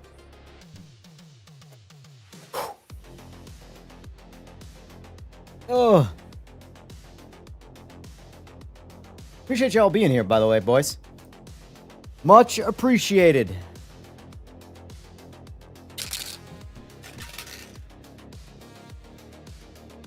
Let's see.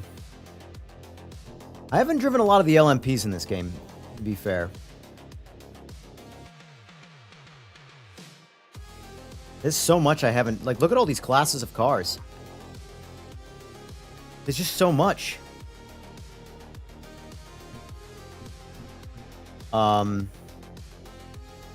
Yeah. By the way, I don't think I've ever had the throttle issue that people have talked about having in PMR since it came up because of how I have my shit set up. So let me show you what I mean.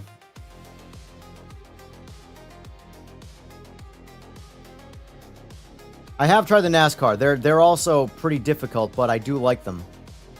So anyway.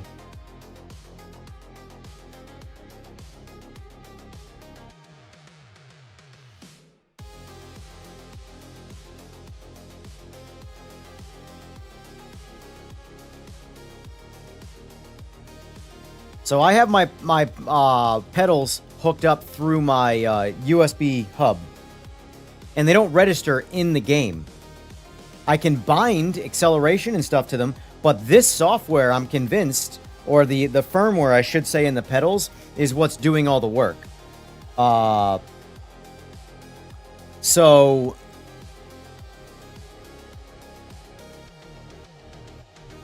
And like for a lot of guys too, like if you panic brake a lot, you can just command this curve like that, right? So what does this do? Well, this means the white line is my foot. The red is actually the braking force. So usually if I'm struggling in a game that has just no ABS of any kind, that's easier. And then towards the top, it catches up. It goes 1-to-1 again. This just means it's linear. 1 for 1.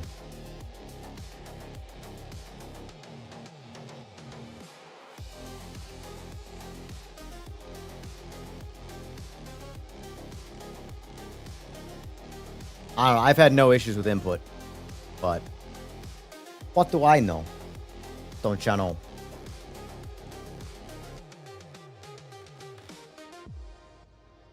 Oh, buddy's got a new video up.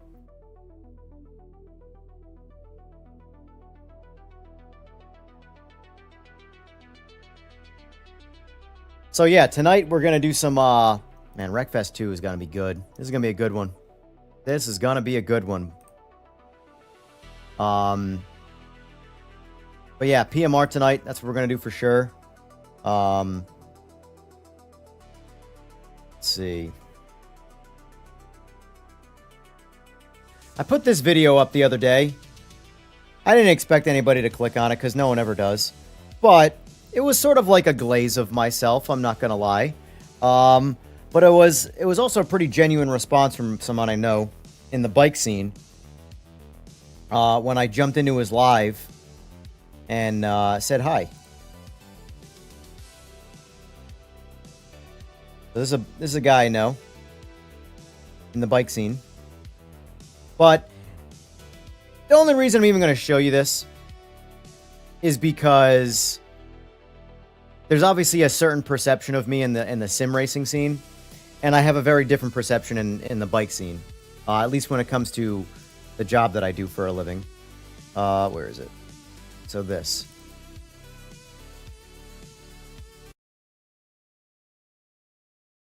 So this is somebody that I know through bikes. I've known him for about, I want to say 7 or so years now. He is very successful now on YouTube.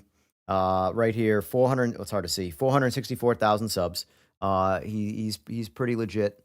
And basically in YouTube, the million is like the making it, you know, like that's it, that you've officially made it. 100,000 is sort of like, okay, it's a job now, you know. But the million is you're there, you know. Anyway, so I jumped into his chat. This was this past Wednesday actually.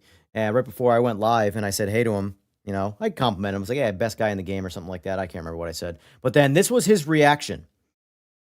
So you see how other channels react to me in the sim space. Just my presence, the things that I say. This is somebody in another Everyone's scene. easy out is, oh, you got motor work done. No, bro. Yes, Kenobi. Bro. Evan from EJR Performance is in here. Bro, I talk about you all the time. All the time.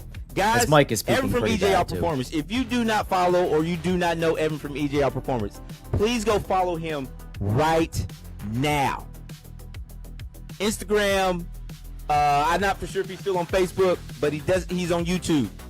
this is the guy I'm not on Facebook. I deleted that that shit. made me understand efficiencies, and a proper running machine makes a huge difference. Now, when I first started following Evan from EJR Performance, he was already deep into TBN, and he just kept going further and further. But what really made me realize that you can have a stock motor bike and put in work is when he built his Suzuki Hayabusa. The work this man put in with a stock motor bike literally blew my mind. I had no idea a stock motor bike could run like that, and run with built bikes, and it flat out just run with bikes where he was literally outgunned, and he was in the race and or won the race. And if he lost, it was not by a lot. Like it literally blew my mind. And that's after that moment, I was like, yeah, I gotta dive into some efficiencies, bro. Like I gotta figure this out. I gotta figure this out because, bro, again, people will accuse you just because you figured out how to make your bike run good, and literally it's just a well-maintained bike, and you do again, bro. People will they cheat code. This is their easy out. Oh, he got motor work. He must, bro. Really? Just because you can't figure it out, or just because your way of making the bike fast ain't the way, don't mean somebody else is doing motor work. We got to start looking in the mirror, bro. Like, hold on, wait a minute. What am I doing? What am I doing wrong? Ah, man, bro. Evan from EJR Performance, bro. Love that guy, man. We got history, man. Love that guy. Evan, I talk about you literally all the time, bro. All the time. Anyway, my reply to that was I would have accepted a hi, but thank you for the words. Anyway, yeah, no, my reputation is slightly different in the motorsports world, you know, with, I guess, real racing, but it's because it's bikes. The sim racing stuff is, you know, discredited, I guess, which is fine. I get it. But you know what they say about opinions. Anyway, though, no, that's he's probably one of the best people I know in all of motorsports. He is just a very, that right there, that like glaze and that compliment that came out of nowhere, that's just who he is. But anyway, need some music here.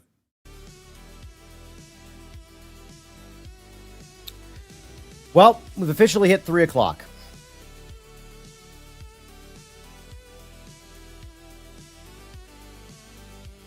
Oh, that reminds me, though, real quick. One of my better friends now that I know through bikes.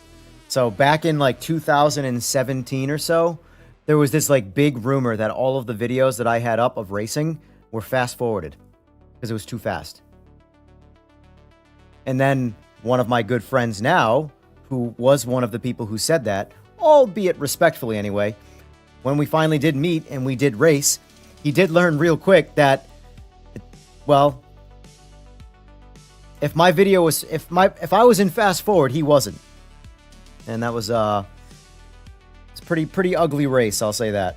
Anyway, so I've battled through all the nonsense, any rumors. I've been there, done that, seen all that stuff.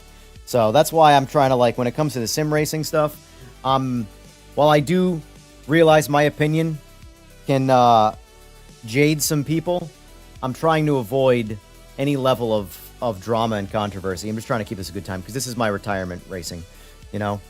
Because I'm here to have a good time, and I want all of you guys to have a good time. And so far, circling back, PMR has been a damn good time, and I look forward to getting more out of it. So don't pay attention to the whole dead game crowd either. There's no such thing as a dead game. Unless it's an online game that gets taken offline, then that's a dead game. But anyway, PMR tonight. I don't know when I'm going to be back on. The wife went to visit her parents a couple hours away, so I have the night off, I guess, from my duties as an adult, so I can technically play video games. That being said, I do need a break. Overall, though, kick-ass test today. I'm actually pretty happy with how it went overall. Just had a good time, and everything worked out. I got to this conclusion that I thought I was going to get to, but I did it without a sort of... I did it with my own personal proofs. Like, I proved it to myself through breaking it down with numbers, rather than just having an opinion of, oh yeah, this sucks, or this is great, you know? PMR was definitely the best GT3 experience for me today. LMU was nipping at its heels, but the ability to throw the car around and trust it, that the realism that comes with trusting a car past peak grip is ultimately the deciding factor there.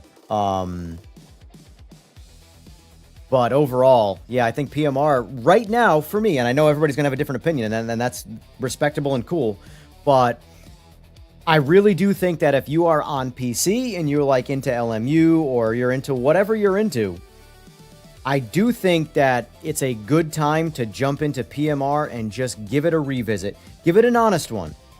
Don't do a nonsense one where you come off like you're gonna and then you don't.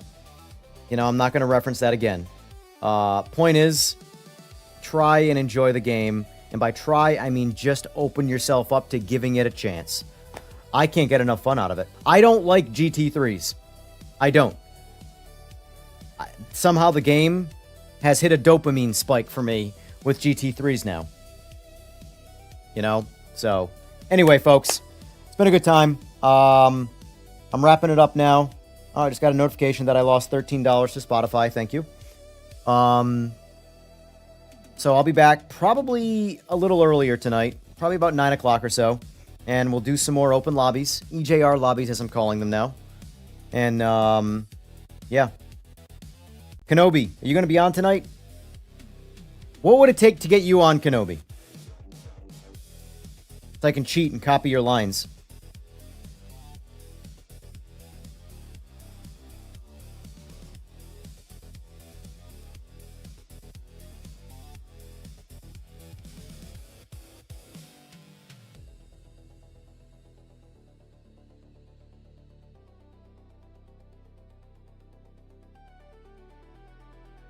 Was later your answer, or is there a follow-up?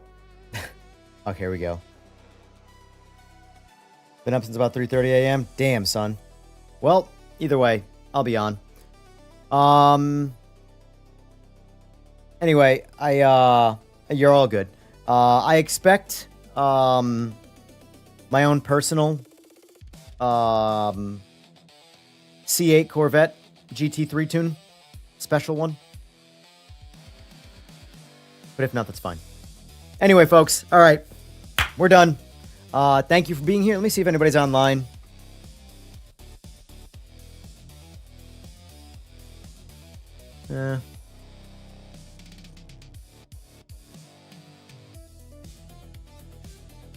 Negative.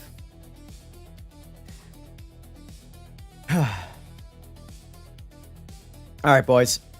Good day today. I will see you in probably 5 to 6 hours from now.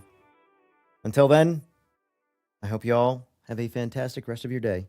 Enjoy.